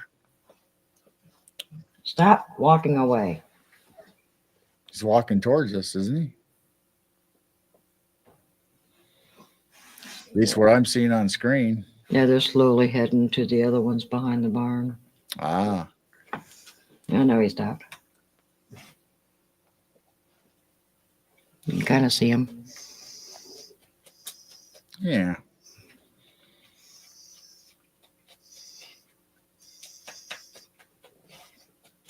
I keep forgetting the live feeds behind. Yeah. Yep, he's moving. Maybe let me try to get this one that's still out there. Get down one.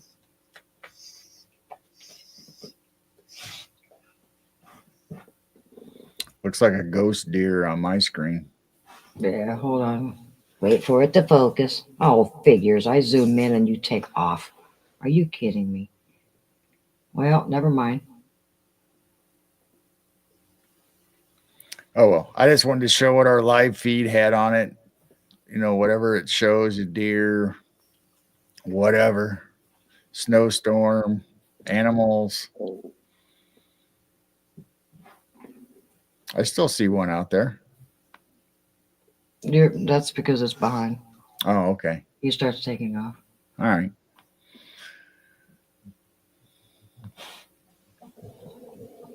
Oh my. When did you show up? The owl's back behind there.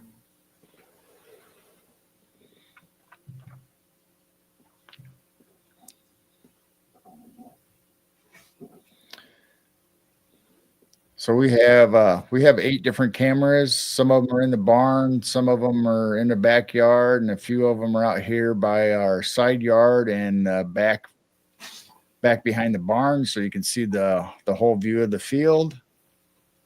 And so we like showing different views of whatever's going on of the animals or the orbs or whatever that show up. Or sometimes we have the cameras pointed up in the sky, especially during the summers or on a nice windless cold winter night where the stars are real crisp. So we will point it up in the sky so you guys can let us know if you see any planes or any moving lights or anything weird show up. And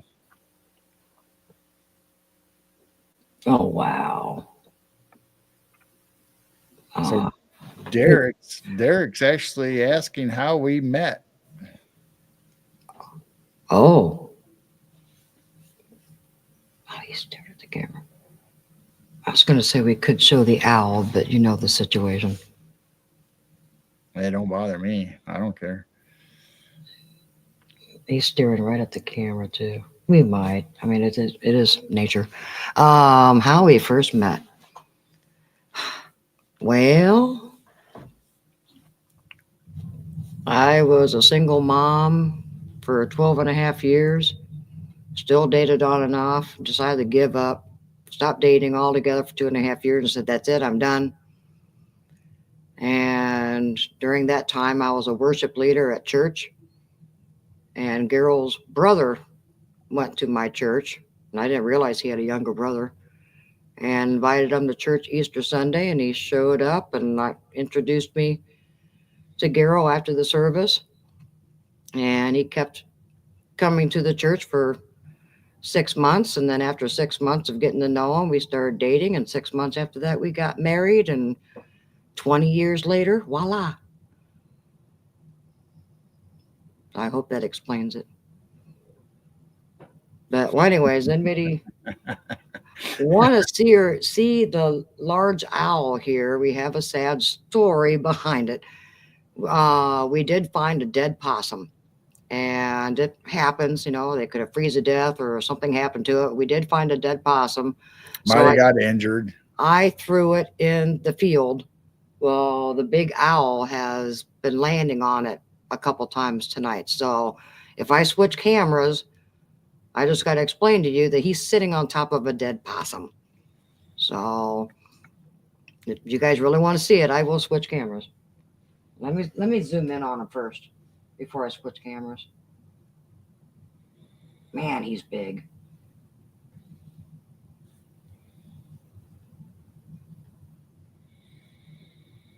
Wow. All right, let me switch cameras here.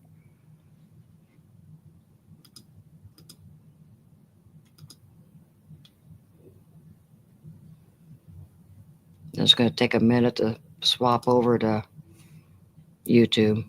Oh my gosh, he's looking straight at the camera. Is he really? Yeah, can you make that full screen and make us disappear once it switches over? This is amazing. Seeing him. We've heard him hoo, before, but actually seeing a great horned owl like this is amazing. Come on, YouTube. I know you're a minute behind. No. It's getting there. Hold on. Getting ready to switch. And yes, he's sitting on top of the poor dead possum. Did that help any? Yeah. Oh, that's good. Yeah.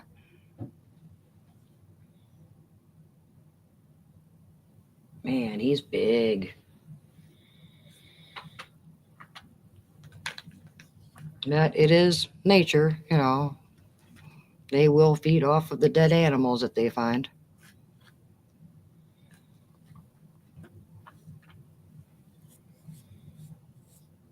Man, he's cool.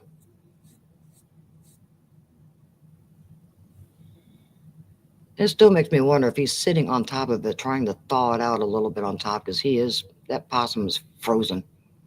Well, they got tough beaks and claws. I don't know if they necessarily care if it's. He's going to take off. I just saw him on the corner of my eye. He's going to take off.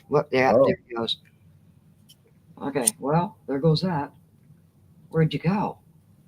He's not on the Martin house. Well, I'll keep him on full screen till he flies away. Yeah.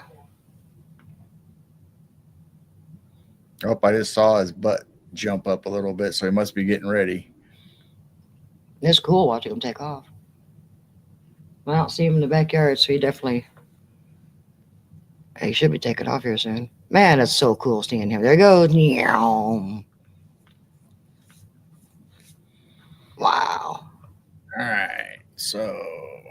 And there's no more deer. They're gone. So I should go back to the garden probably.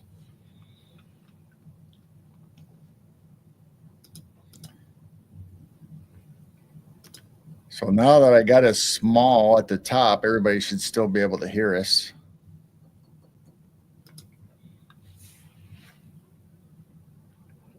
Yeah, he must have kept on going. That's cool.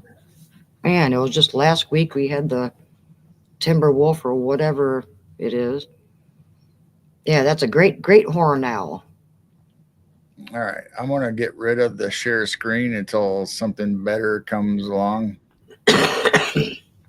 We have barn owls, but that definitely was not a barn owl. That was and it's not a screech owl. Screech owls are like 6 to 8 inches. We have them. They're itty bitty. They look like baby owls.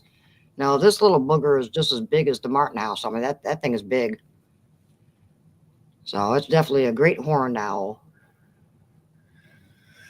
So you can always go to our 24/7 whenever you guys want. Usually it's up. Sometimes it locks up on us. Sometimes it disappears. No fault to our own. Just however the system works sometimes. And or we might be updating software and all that good stuff. Computers need to update now and then. So every once in a while you might not find it, but then we'll start a live shortly right after it's all done. Could be the next day, but usually within a few hours of it updating everything, we get it back up online. So I'm not sure how other people do 24/7s, and it says it's been active for 3 years.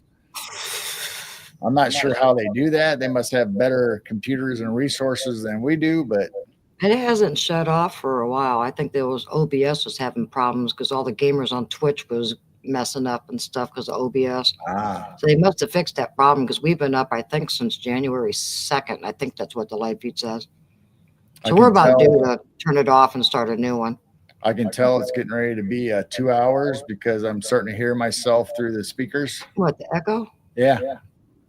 Why after 2 hours? I don't know. Wow. Yep, Decipher says you seem to be echoing. After 2 hours. Like when it gets real close to 2 hours, it starts echoing. Then after 2 hours, about the same amount of time, it goes away. Yeah, here in about 15 minutes or so, it seems like it disappears. Brown. I thought I was just baked. And it's really weird because nothing changes. It just starts echoing on its own for some reason. So I don't know if it's the resources on the computer and it's trying to catch up or what, but it's weird. This is a brand new computer. It's got plenty of storage room, plenty of it's got a ton of memory. Oh, I see the doggy getting up. What you doing? We're talking about owl poop.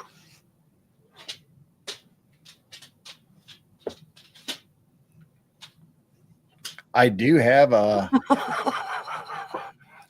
Brown dwarf. Did you climb out of the oven? Baked? I do have a that we need to get going one of these days. Jane keeps bringing it up, and I haven't ever got around to it. What? Was Freaky leaving? Oh, running away to watch a movie. Oh, bye, Freaky. So I bought one of these off of TikTok. Is that the same thing that Brown Dwarf has? Brown Dwarf has a full mixing board, I believe. So I bought this off of TikTok, and it's supposed to have all the voices and echoes and reverb, and you need to hook it up. And you can actually take phone calls from your cell phone or whatever and splice it into your show and all kinds of stuff like that. So we just haven't done it yet. I think everybody would have fun with that in Night Owl Lounge. So it's supposed to have all the noises and stuff, but it's just a little small electronic box. So I haven't played with it yet. So maybe one of these cold winter nights, you might hear some different effects coming up. DJ Grandmaster G. DJ mixer.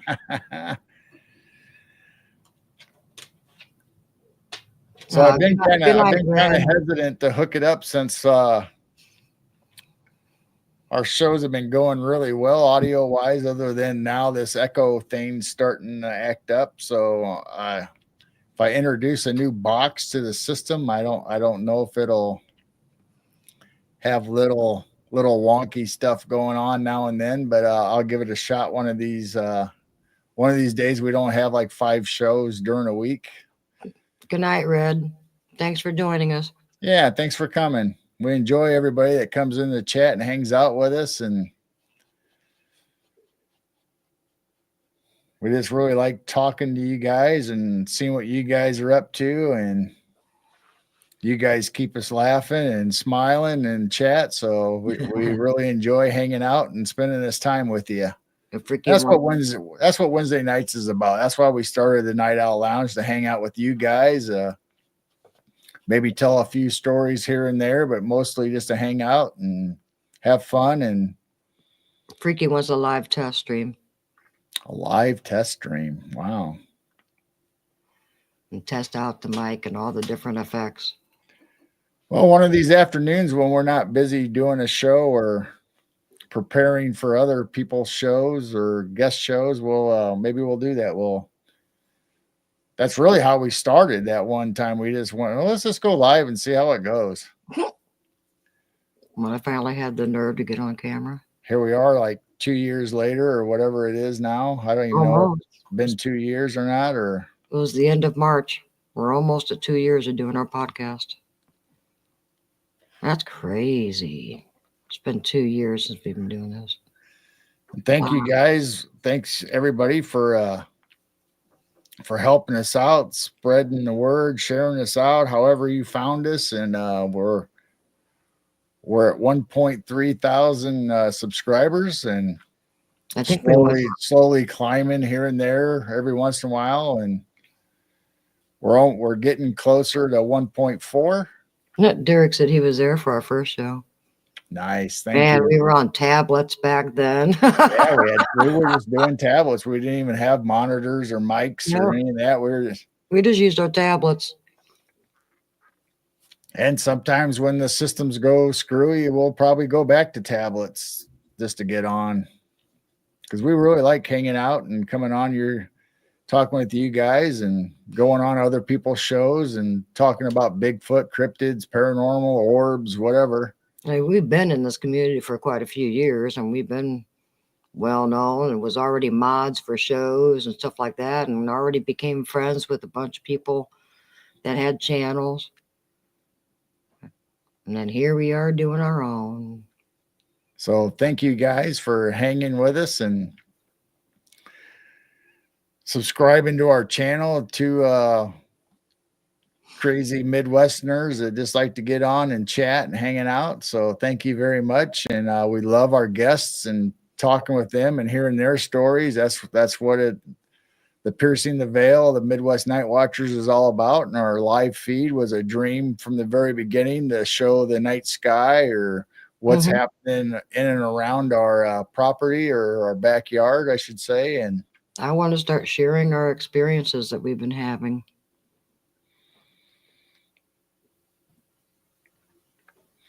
So thank you all for making this happen and getting us the subscribers, 1.3. We never really expected anything like that. We thought we'd have some family and some friends, and we really couldn't even believe that we got up to 50 people at one time. That was just amazing to us.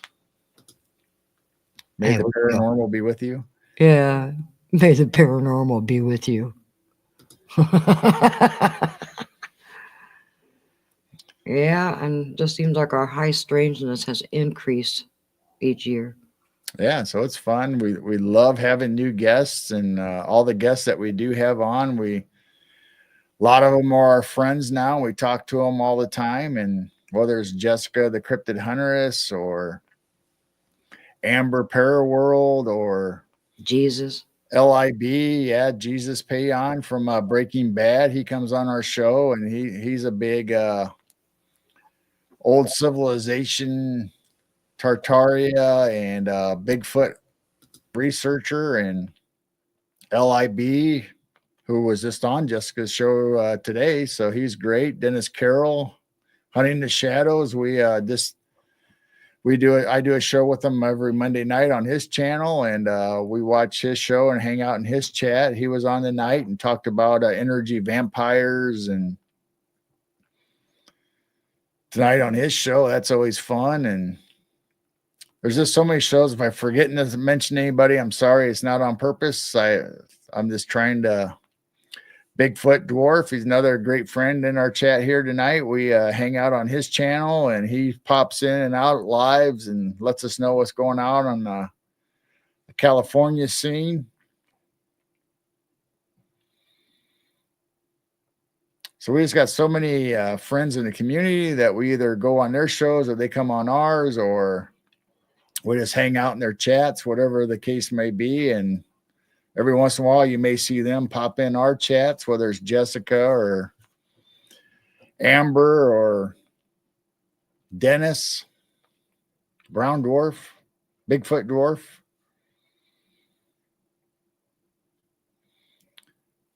So if anybody at any time can, if you're a mod or a mod can drop anybody's channel in, any other new channels or people that you want us to see or you want other people to see, go ahead and drop links in if you can. We're okay with that.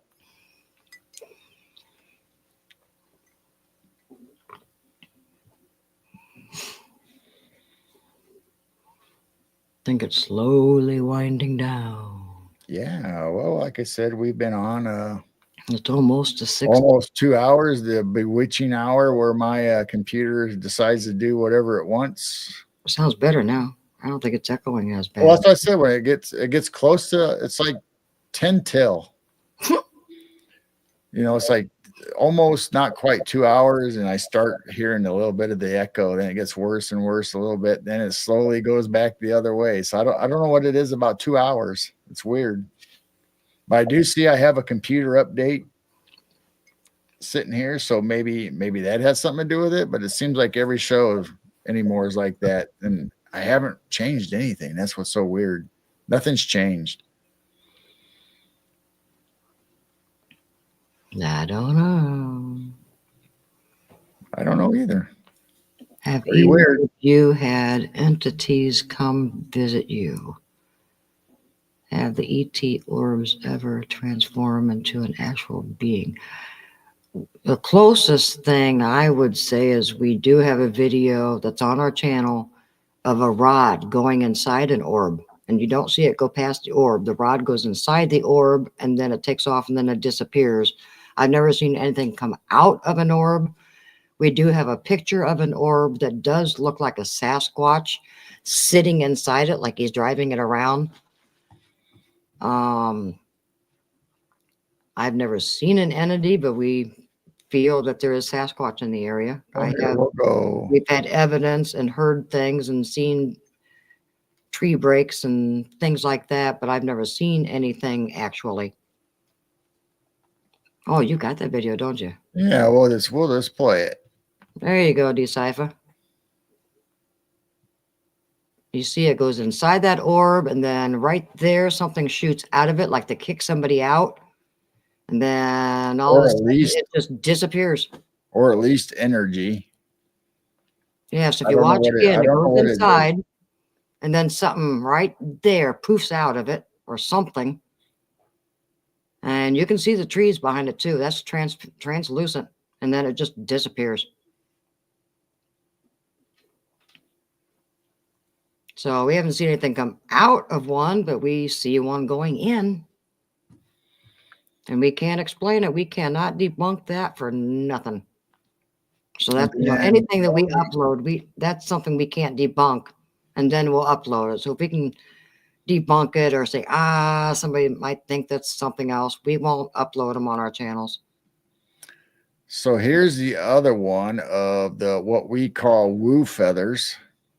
Oh, you got that, the good one that comes out of the gun? Well, I downloaded it, and this is a slow motion. I turned off the audio, so it's just a little clip of it coming, and you can kind of see right behind me, the picture on the wall is the same picture that's in the background and the tapestries and everything. So pay attention to the pistol, especially right by the pearl handle of the pistol is what we're talking about. So look at that area as this plays. So let me get us out of the way again. Man, that was almost 2 years ago. So we'll share this one real quick. Everybody see it all right? That was one of our first shows. Wow. You can tell I'm gray in that light instead of blonde over here.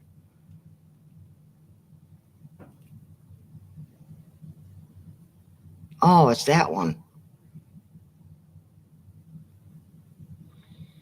So it's not the one that fluffs up behind you. No, I just got this one on there for now. I'll get the other ones uploaded to this computer later, but oh, I thought it was the one that looked like a fairy that swooped behind your head. But you can definitely see it glitching and coming out of that picture, and then it doesn't leave that picture area. At least that I can tell. It seems to disappear or glitch back into the background. I know that area used to kind of glitch out and stuff, and then it just kind of stopped. Like something was back there, like a glimmer man, shimmer man or whatever. Just was glitchy, and then these little things would come out of the walls or the quilt or the gun.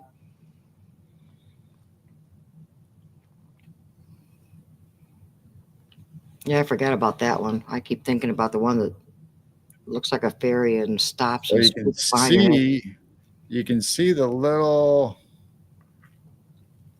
white dot moving. Yeah. And it comes down. And it disappears, doesn't it? It swirls back in. I don't know. It gets real light, like it disappears, but then you can kind of. It gets bigger, actually, right there. It got really glitchy. It gets a real weird look right there. Then I don't see it no more. We had that happen for several weeks, and then it just stopped. Then the one Jane's talking about, which I don't have on the computer right at the moment, it actually comes out of the picture, same picture, up by the tapestry, and kind of floats down around and ends up back behind my head, and Yeah, it comes down and stops. it looks like people in the chat called it a woo feather because it ends up looking like a kind of feather floating through the air. And I spent, I don't know how long, every day checking it out, trying to see if there's dust bunnies, any kind of lint, cat hair, anything behind me, and there's just absolutely nothing. And we kept looking. Then the next night we started talking about it, and it would happen again, only from a different aspect, different area. Then we'd look again and couldn't ever find nothing. And it happened for a few weeks and it just stopped. And then shortly after that, you moved over here, and then I was upstairs on the tablet. Right. And then we just kind of both came downstairs, and no one has said that anything weird has been behind there. So now I'm back over in the original spot that I started, although I'm not on the tablet. I think I was on the tablet then. No, I wasn't. We had the camera then. Well, we were on the tablet when the Woo Feathers, because that was our first few shows. Steve Stockton was one of our first guests. So we were on the tablet.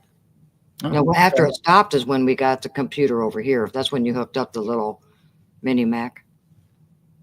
And then they just I think it happened one time behind you in here, but then that was it. Oh, okay. So weird. I wish they'd come back. That was kind of interesting. Come back. Oh, Decipher said a little orb near the pistol. It was about the same size as what I first saw. Wow.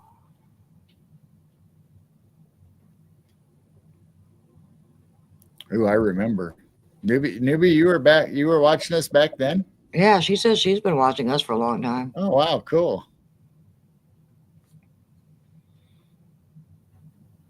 Yeah, I do believe that, Decipher. When you're more in a meditative state, you can definitely see more because your frequency is higher.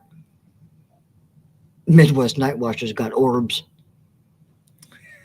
We got orbs, UFOs, skyfish, rods, deer.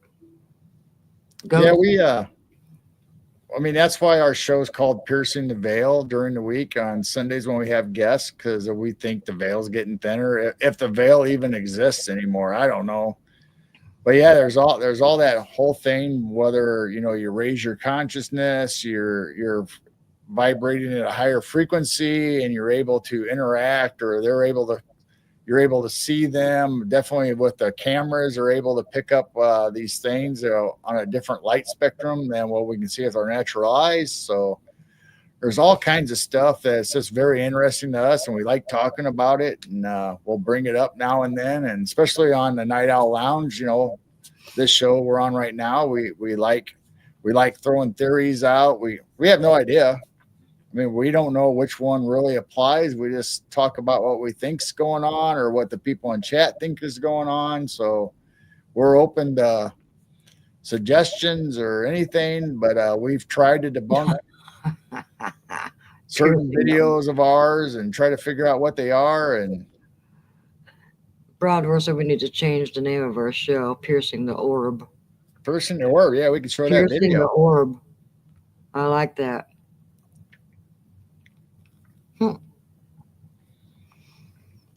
And newbie, don't feel bad. I've been on YouTube for 10 or more years, and most of the time I did not type in chat, or I would try and nobody would say hi or acknowledge me. So I would just watch shows. And it's pretty much Jessica's show that I think everyone started talking to me, and then we just started watching other shows and everyone started talking to us, and we started making friends with everyone and recognized everyone's in the same communities and this chat and then that chat and then this, that. Say hi to people 5 times a day. And it just kind of went on. And then I just got used to typing in chat. Then we became mods. Then we became more mods and more mods. And just got to know this community. My first time online as far as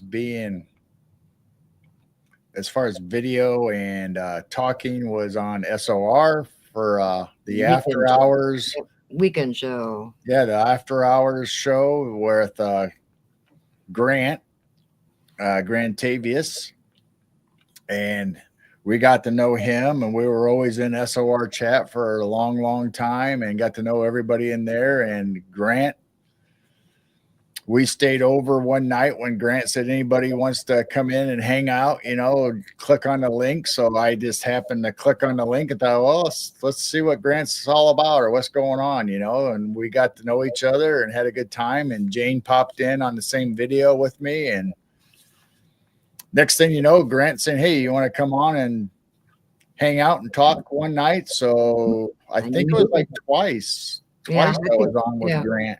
I think you're on twice with Grant, and then I think you're on twice with Marquise. Yep, I went on with Marquise, and where Marquise was a thing, and then after that was William Nighthawk on a regular basis on the weekends. Well, you were a guest at first, and then you joined him and Dennis. Yep, that's how I met Dennis. Yeah, and then we just started our own podcast. Well, I think I saw Dennis before that.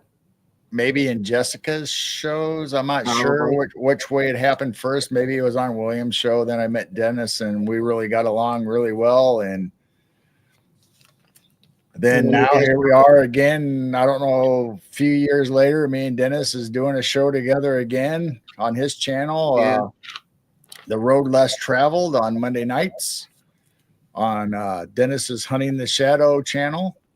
And we talk about anything and everything that either people have talked about a long time ago and don't really talk about anymore, or we just find mystery stuff and stuff that's makes you go, I wonder about that. And so we bring that up. And so that's every Monday night on Dennis's channel. And Newbie's a recovering lurker. I know there is one channel. Who was that? Brown Dwarf. I was watching it. It was it might have been Donut. It was someone that I never talk in chat. And all of a sudden Brown Dwarf's in there. So I had to pop in and go, hey, Brown Dwarf. And he went, hey, Brown Dwarf. I think it might have been Donut. It was one of those that I never talk in chat. I think Derek was in Donut's chat too one time. And I went, oh my gosh, Derek's in there. But that people shows like that. You got 600 people and that chat's flying. I don't type in chat. I just watch the show. Yep. And then it was funny seeing Brown Dwarf in there one day and we said hi to each other. Pretty soon, happy birthday. As time went by, we started getting asked on more shows. Jessica the Cryptid Huntress, Dennis's show. I've been on with Brown Dwarf. LIB, Long Island Bigfoot. Oh, we've been on a bunch of shows. Some of those channels aren't even here anymore. Some of those channels disappeared. We've been on a lot of shows. And then we're still asked to come on shows. I'm getting ready to go on a Scary Cast with Dr. John Stamey, and we're going to be talking about Bigfoot sightings, and I'm going to be talking about ones that's happened in the Midwest and specifically Illinois. And they're going to be bringing up other stuff. So we're going to dive into the Bigfoot stories and reports. So that's coming up on Scary Cast. But that's on Spotify, right? I think you can find it. I think it's on iHeart. Yeah, it's on all the platforms. Yeah. I think they upload it to iHeart and Spotify, Derek, or whatever else. And Derek, you're right. I found Donut through Tommy Truthful, and then Jay-Z Dreamer was another one. Jacob Israel, I think, was a part of that crew.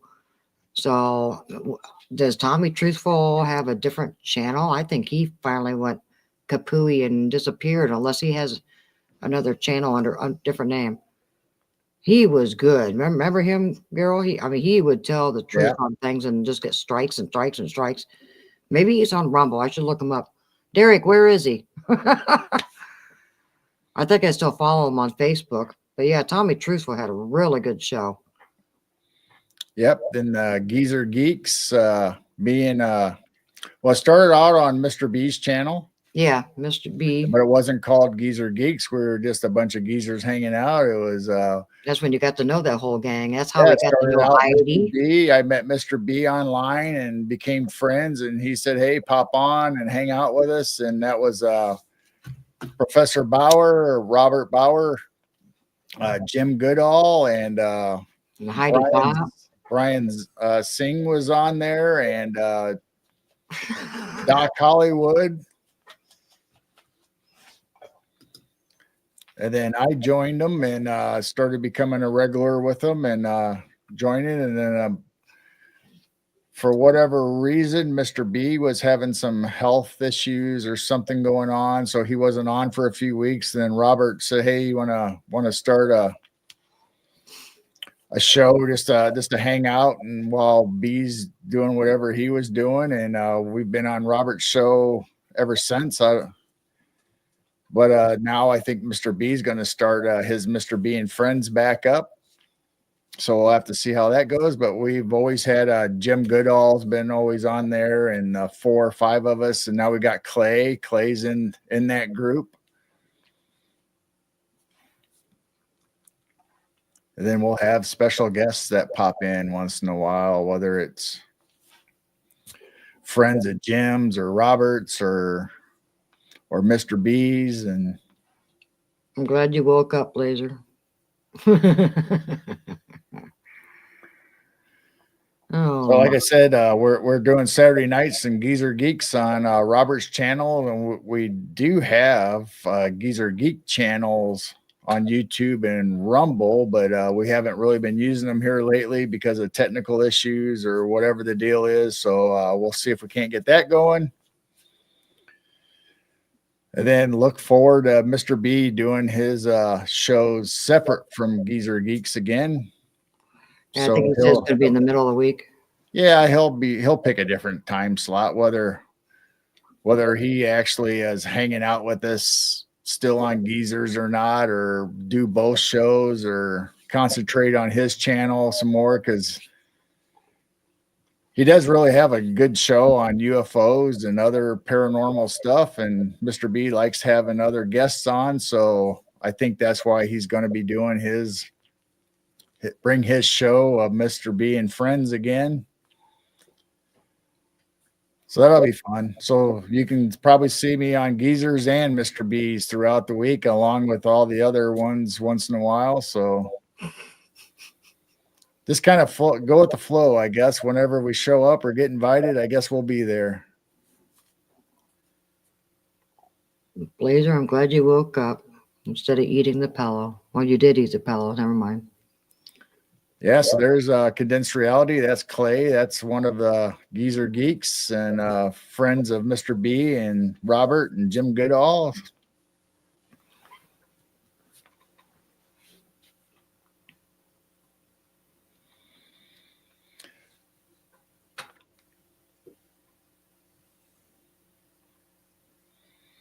So I'm not even really. What do we start on? Just yes, Clay. I'm all for it. Oh, Cisco. Yeah, there's always talk. Well, that always comes up, whether it's Robert or Clay or Mr. B or whoever. Of course, Jim says he doesn't do anything musical, but he loves music. And I hardly ever pick up a guitar anymore, so I hardly ever play, but I do have a little musical. Jane's the one that should really be on with all her music experience and instruments. And yeah, we have been on Cisco's. Cisco's been on our show. I don't think we've been on hers, but we're in her chat all the time. Yeah, we're in her chat. Throwing bacon at everybody. We were supposed to go on Cisco's show. She's invited us, but we haven't been able to hook up or come up with a good time yet. So maybe that will happen here soon, hopefully, so we can get on Cisco, because we love that crowd that's over there in Cisco's. Hey, Amber's back. Amber's back. Amber's back. Just getting back up. Just waking up again. Took a little nap. Just been listening. What's going on, Amber? Take care of that foot. Karaoke open mic.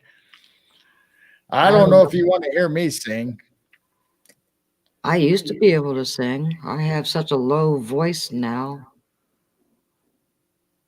Not sure if I have the singing voice that I used to have. I used to sing all the time. I like singing to the radio. I don't know about anything else, but I don't think I have a very good singing voice, but There's a couple maybe. singing videos on my channel, but I don't sing that much anymore.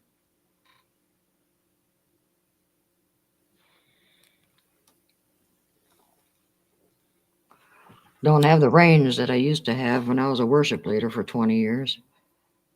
Yeah, Amber's sick of being on the couch. That's Oh, I bet. you know, you know, you're when you're working and doing stuff, you know, you always wish you could just relax and lay on the couch. And then when you're forced to do that and you can't actually be mobile or get up, you just have to lay there. Eventually it gets old and it's like, man, I want to get up and do something. Oh, that's right. I hurt my ankle or I can't get up. Mhm. No, I got to be careful just going out into the barn. It starts melting and stuff, and there's always ice right in front of the barn door. So, yeah, we learned that you got to walk real careful, and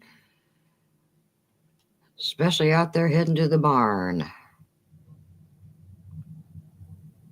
And then you get a little bit of snow on top of it, and you don't know there's ice underneath.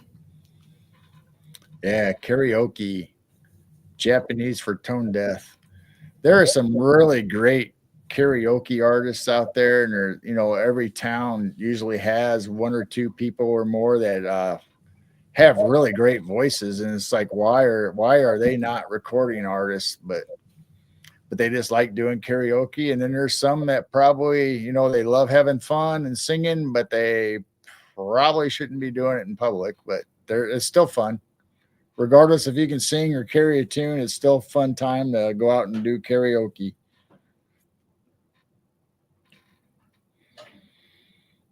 I don't know. Maybe if we do karaoke night, maybe I'll sing some Doors or Doobie Brothers or Molly Hatchet or something. Some of the songs I like, but I don't know if that's Robert or Mr. B's kind of music. Clay seems to be a little heavier into the that kind of music or harder.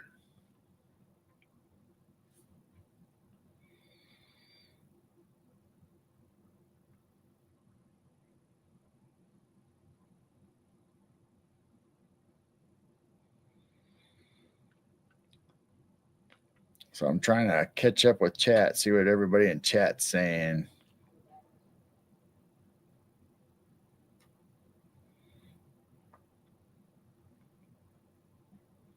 Several years in the music community.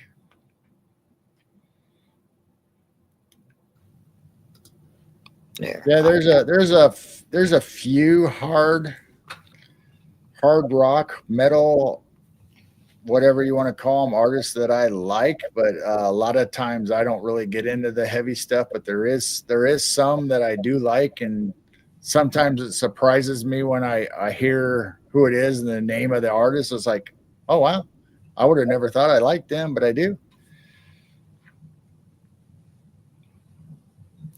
And no, I don't think I've ever heard any of my instruments go off for a strange reason. There was one show that we were on that I had a stink bug drop from the ceiling and land on a tongue drum, and we heard this ping. Didn't one of your chimes go off though? We never did figure out why or what the noise was. I don't remember the chimes. I do remember a stink bug falling on a tongue drum. No, I remember that, but I thought your little row of chimes that you usually use your finger or whatever to go across. I thought for some reason I thought I heard that once, but maybe not. Don't know. But there's plenty of instruments back there that they can play. Go for it. Yeah. We fall asleep in the middle of the night and hear the gong go off. Yeah, that'd be kind of freaky. Yeah, just do it while we're awake. I don't want to be interrupted in the middle of the night while we're trying to sleep. You're hot. Okay. Just made some hot chocolate. It's too hot to drink. Ask them. Well, I gotta make sure they're benevolent and they're not evil, dark things. But if they're good little spirits, yeah, they can come and play my instruments if they want. Have the shofar go off. Yeah. Have them play the didgeridoo back there.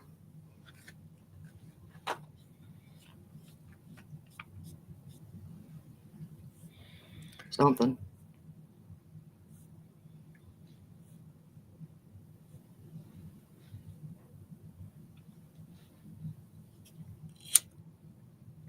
Can you do a who? Do a what?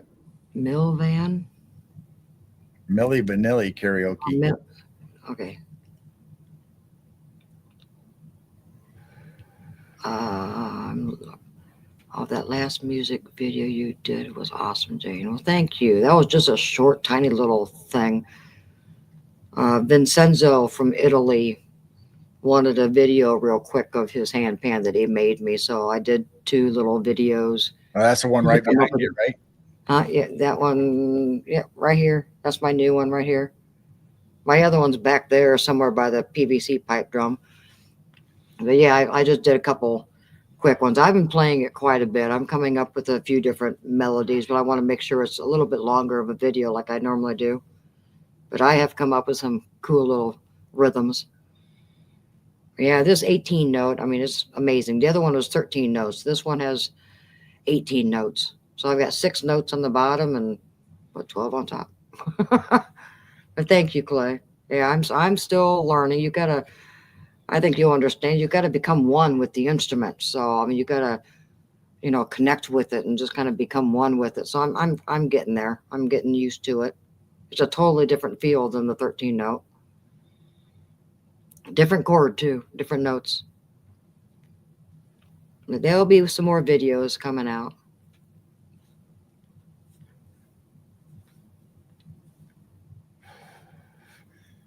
Blazer. Still have dented Tupperware. Hey, there's some pots and pans that ring really nice. And then the PVC pipe drum, we had fun making that. Poor Milli Vanilli.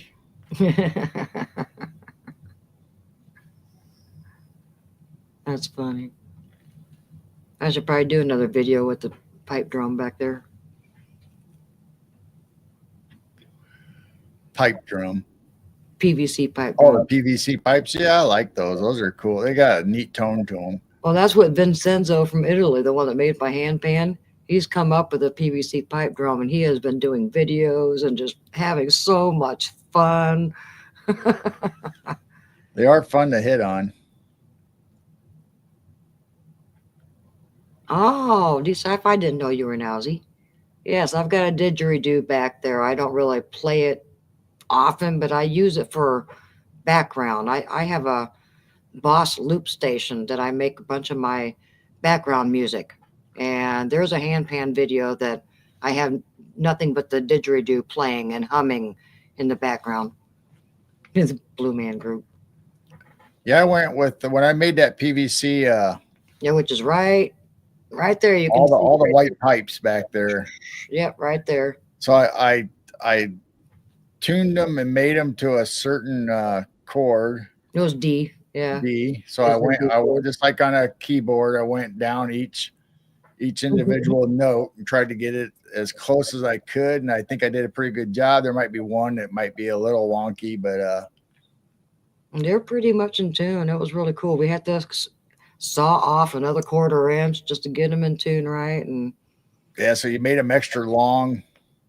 And then you get the little tuner out and you start hacking away. And there actually is a formula for how much length for whatever size tube. And I went through all that and made a little rack for them. And I could probably redesign it and make it a little more compact, like you see on the Blue Man Group or any of that, so it'd fit better in our room. But Clay, does that guy have a YouTube? I'd love to see some of that. I used to be in a Facebook group called, what was that, Weird Instruments or something like that. Yeah, I'll see that on Facebook once in a while or wherever. YouTube Weird Instruments. Blazer plays a mean leaf blower. Clay said he'll grab a link.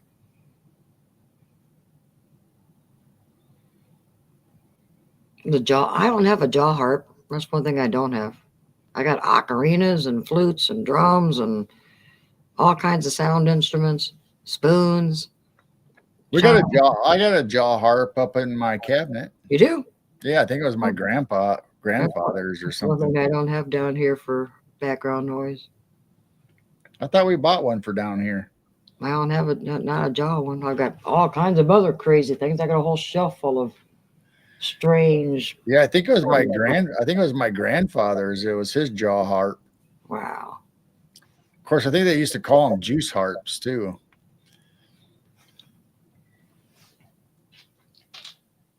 I have a tambourine in the shower for spiritual attacks.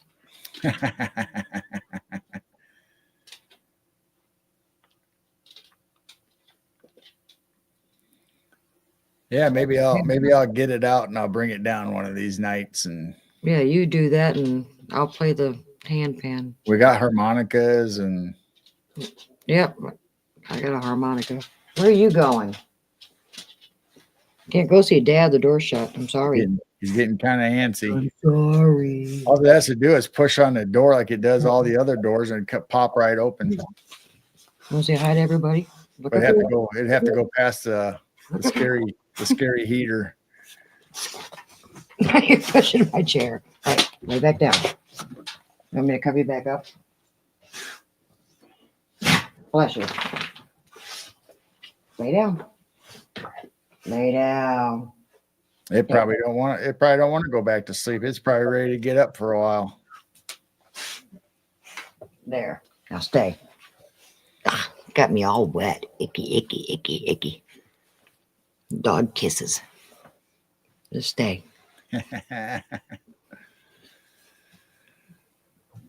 So yeah, we got all kinds of interesting instruments and stuff that we can play around with, but we had planned on doing videos or live videos, messing around on instruments and stuff, but we're so busy with the paranormal and UFO and cryptid shows that we kind of got sidetracked.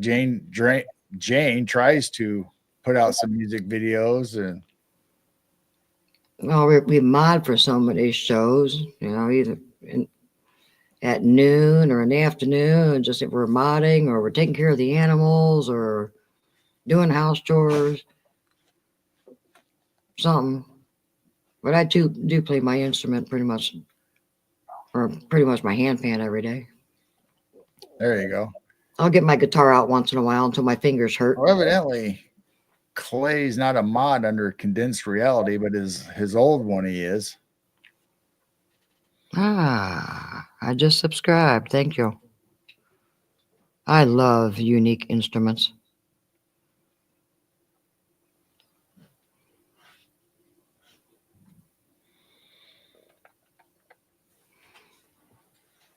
That's why I've got a lap harp and a lap dulcimer and a hammer dulcimer. He's a good friend. Okay. Yeah, I see Blue Unicorn in Clay's chat, and I say hi to okay. Camellia came. Yeah, I do say hi to Unicorn in your chat. Okay, I put two and two together. Wow. Wrong channel, LOL. Yeah, we try to get sleep in every once in a while. Sleep? Some nights I have good sleep. Other nights I don't. Yeah.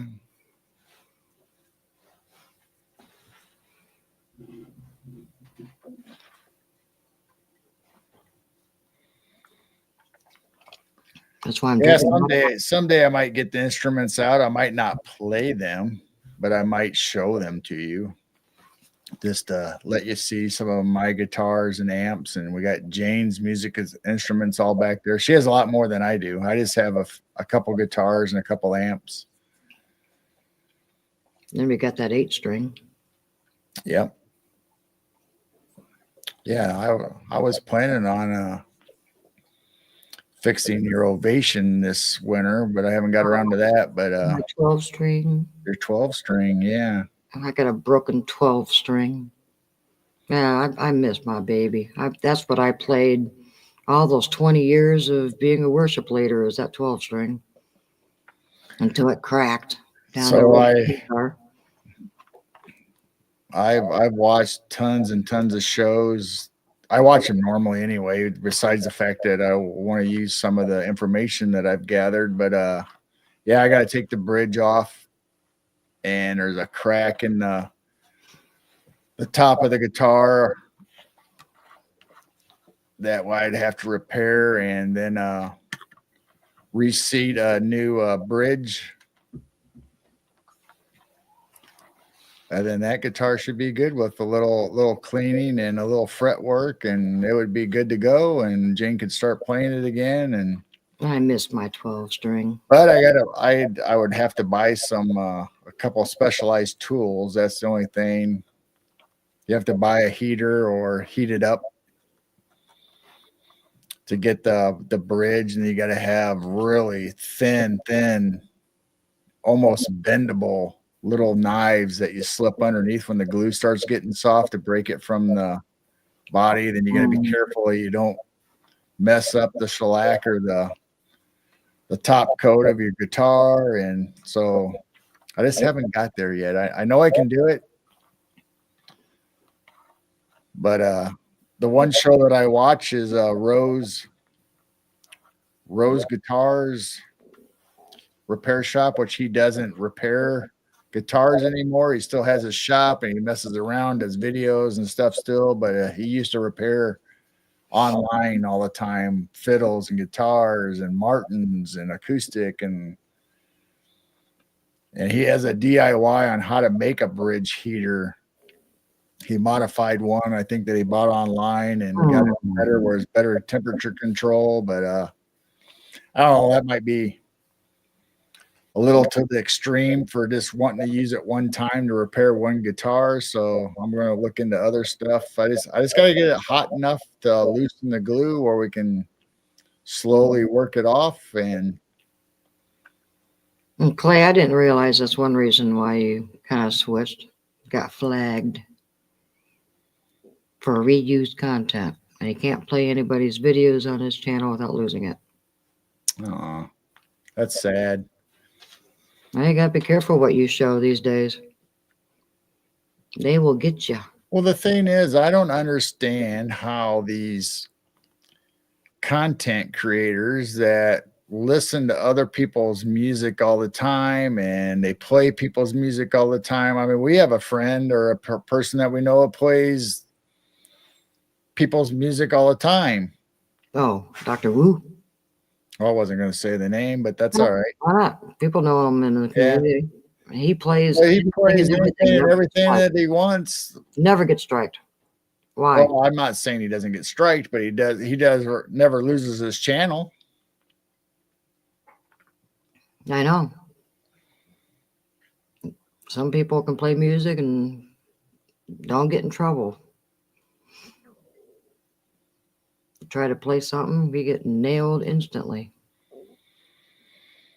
Yeah, so I don't understand how these people are doing it, or they just don't care and they just keep doing it anyway and they never get taken down. Or Now, I like your documentary channel. I'm enjoying it. You keep doing that. Maybe we'll just get together and play one of these nights.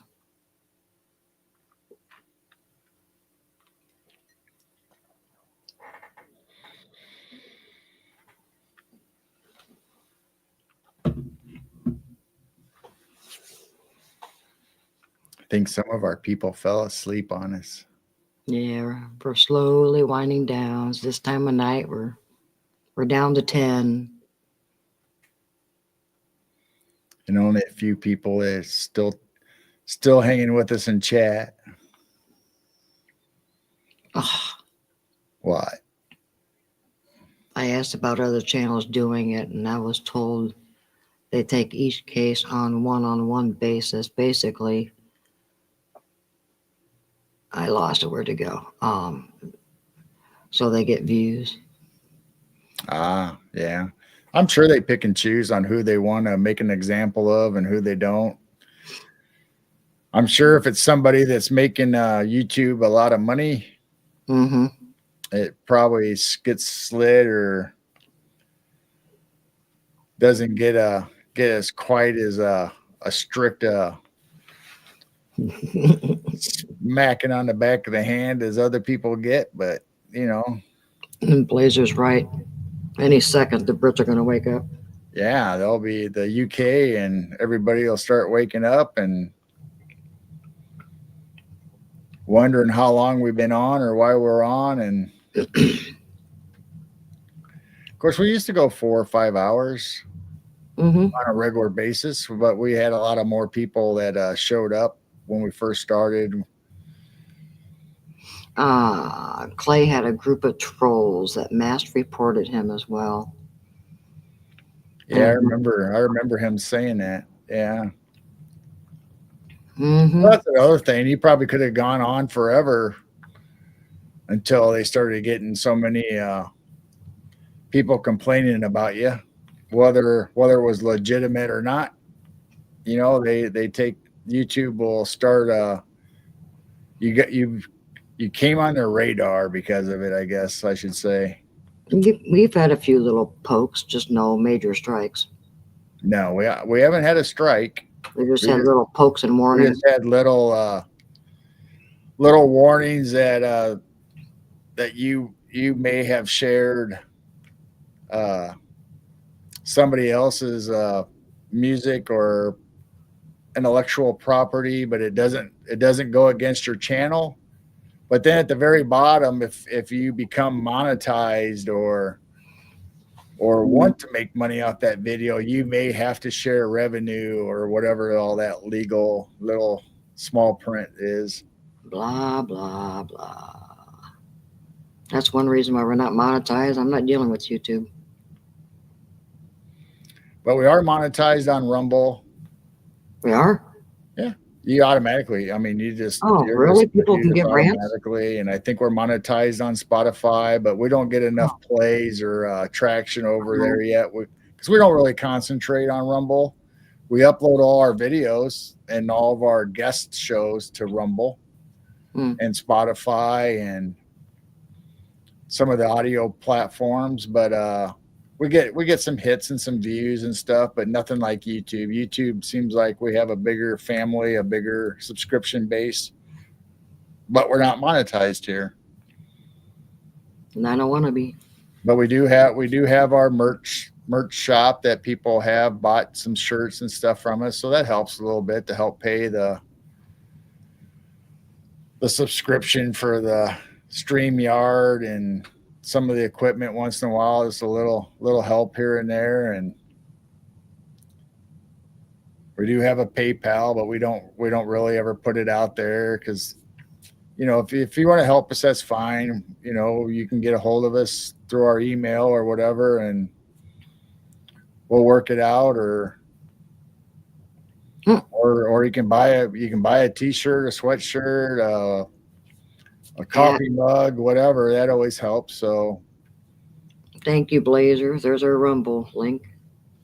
But we're not in it for the money or anything. It's just nice once in a while to get a surprise that somebody bought something, or we're in it for the fellowship.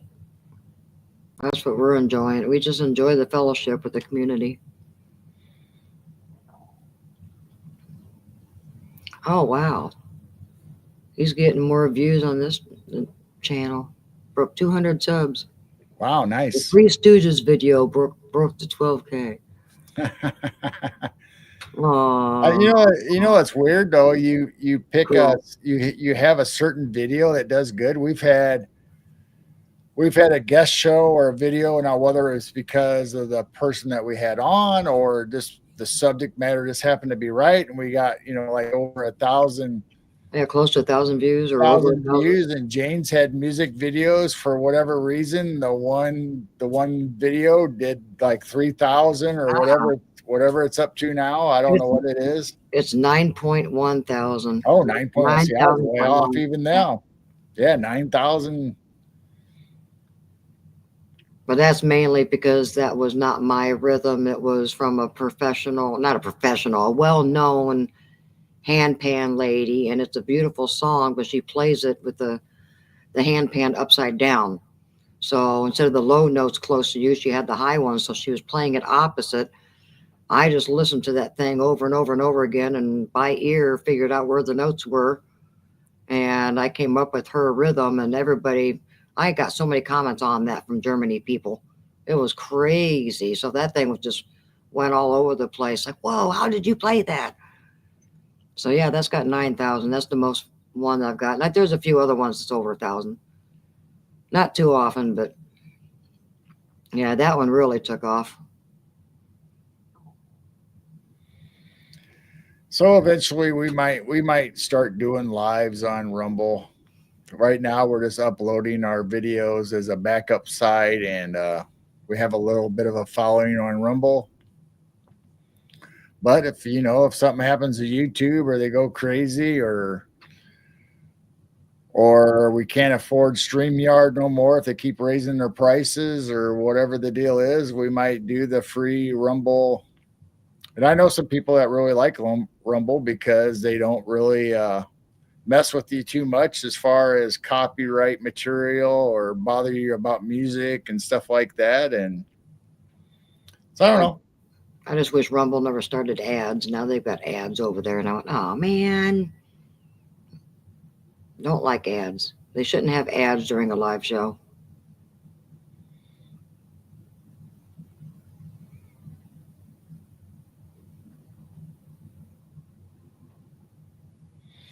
Yeah, so Rumble might change their policies eventually. Who knows? I don't know. I don't think I know Sean Ryan. Yeah, he's the one we've watched a couple times. I think I've shown him to you, where he interviews like CIA whistleblower, military people, and all kinds of, like, a couple people that were supposedly spies and insiders, people you never heard of. Then all of a sudden they start telling, yeah, this is what is really going on behind the scenes of a lot of stuff. I know a lot of people who lost their YouTube channels are definitely over there on Rumble. Speaking the truth. Yeah. Then we got people that like doing movie nights on Rumble. Mm-hmm. So they can go over there and they can play movies of the supernatural, or everybody hangs out and watches the movie. Regular movies once in a while, and not get in trouble, and they can hang out, and people can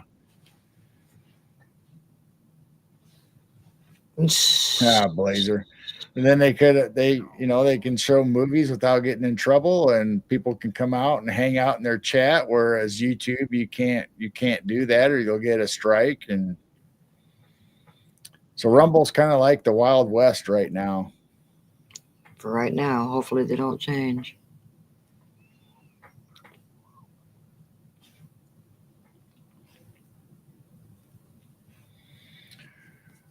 Well, I think it's about time to wind down and call it a night. It's almost 1 a.m. here. We've been going for almost 3 hours. Wow. Yeah. The doggy's probably ready to go upstairs. So tomorrow, who's ever still left in chat, or... Oh, that's right. We got a show tomorrow. We got a show tomorrow. We got today. We got JT follows JC, which JC stands for Jesus Christ. He's a Christian, but he's also a conspiracy theorist, Tartarian, mud flood, flat earth. He does all the theories, so that'll be fun talking to him tomorrow. And he's pretty big on Instagram, TikTok.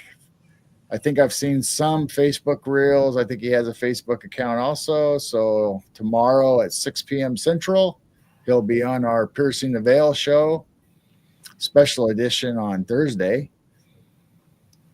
So like I said earlier, our normal show is usually 6 p.m. Central on Sundays, but we've added a couple days to fit a few people in that couldn't do Sundays, or they don't really plan 2 months out, since that's where we're at right now. We're booked 2 months out for our Sunday show. So we try to get some people in on a different day when we can. So we're doing that just for a limited time right now. And so far it's been really good. We had a good crowd the other day on Tuesday for a special show, and Really good crowd. And that was Suzanne Aarons. She's a medium, and she's the one that showed the orb videos where she asked them family members, if you're visiting, turn blue, and some of the orbs did turn blue, and some of them turned green when she asked them to turn green. So that was interesting. We got into all kinds of talks about animal spirits and family loved ones, and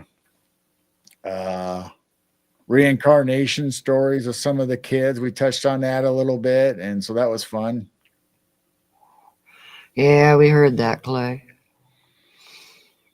So I have TikTok. I have TikTok on all my my tablets, and I just updated them the other day. So hopefully it'll keep working for a while until they close it down. But I hear Elon Musk is in talks with TikTok to Americanize it, so it'll fall underneath the Congress policies or whatever they put out. So he'll get rid of the spyware like he did on TikTok or Twitter, I should say. And so if Elon buys it, or even the Shark Tank Kevin, I want to say Lear, but I don't know if that's his last name. I can't remember. Kevin off of Shark Tank was in talks about buying TikTok also. So maybe Elon and him can work out a deal together, and they will own the rights to TikTok in the U.S. market to keep. What I like is all the people going live and showing you what's really going on behind the scenes of places, and that you're not getting on the news. That's what I like about the live TikToks on what's happening. Bigfoot Dwarf does his lives on TikTok where he shows us UFOs or smoke in the valley in California from the wildfires and what's going on. And you have all kinds of other people that log in TikTok for lives and shows what's happening in their neighborhood, whether it's police chases, or you got a lot of people that talk paranormal, cryptid, and history reports on TikTok. So it's a big platform for all that kind of stuff. So hopefully it'll come back, maybe in a different shape and form, but hopefully I think the best thing would be if Elon did buy it. I don't know if it's going to actually happen or not, or if it's just, everybody online always says Elon's buying something, and it turns out not to be true. It's just a big hoax, but so we'll see. Yep. Just keep going day by day, seeing what happens out there. Cool frog.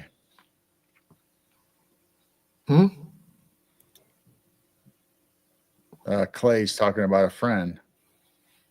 I got it on screen. You can't see it? Yeah. All right. Cool frog. Oh, on Rumble. Or on TikTok. Friday nights. I think TikTok is what he's talking about. Oh, okay. Since that's what we've been talking about. So I'm assuming it is.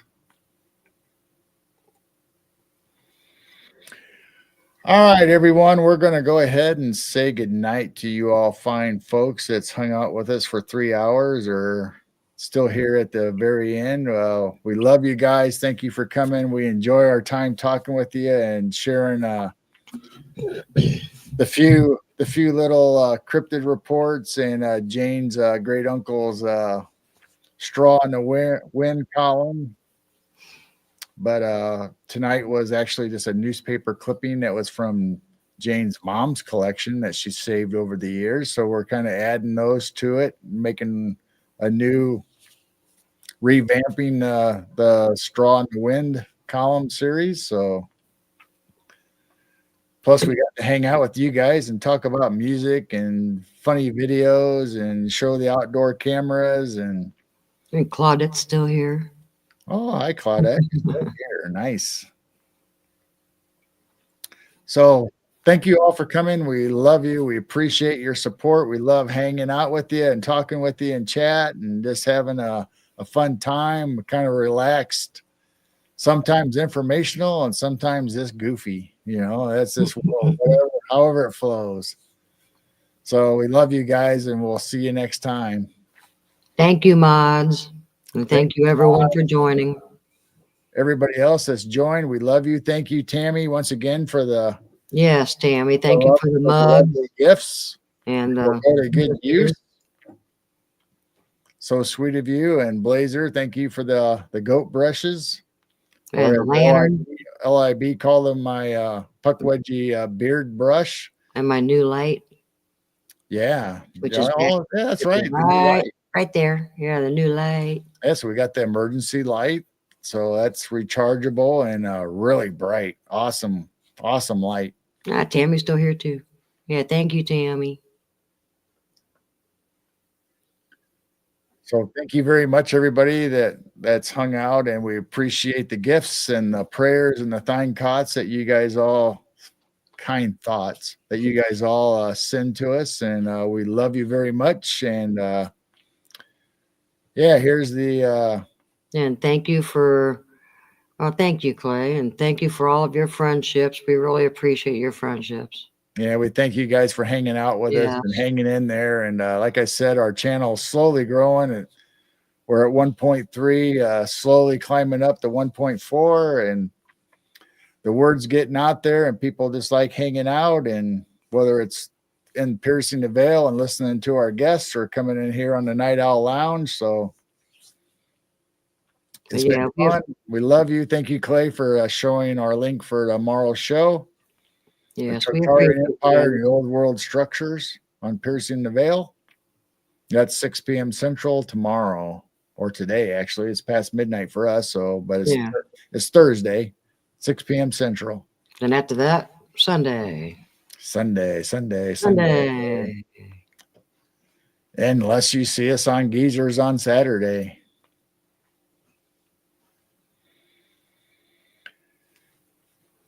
So thank you guys all for coming. We love you. We will see you next time. Get some rest. Get some well-needed rest for some people, and keep looking up. Not working tonight, huh? Not working. Uh-oh. There it goes. There it is. Ooh. So keep looking up, and we'll see you next time. We love you. Keep your vibrations high. Good night, everybody. Good night. Love you.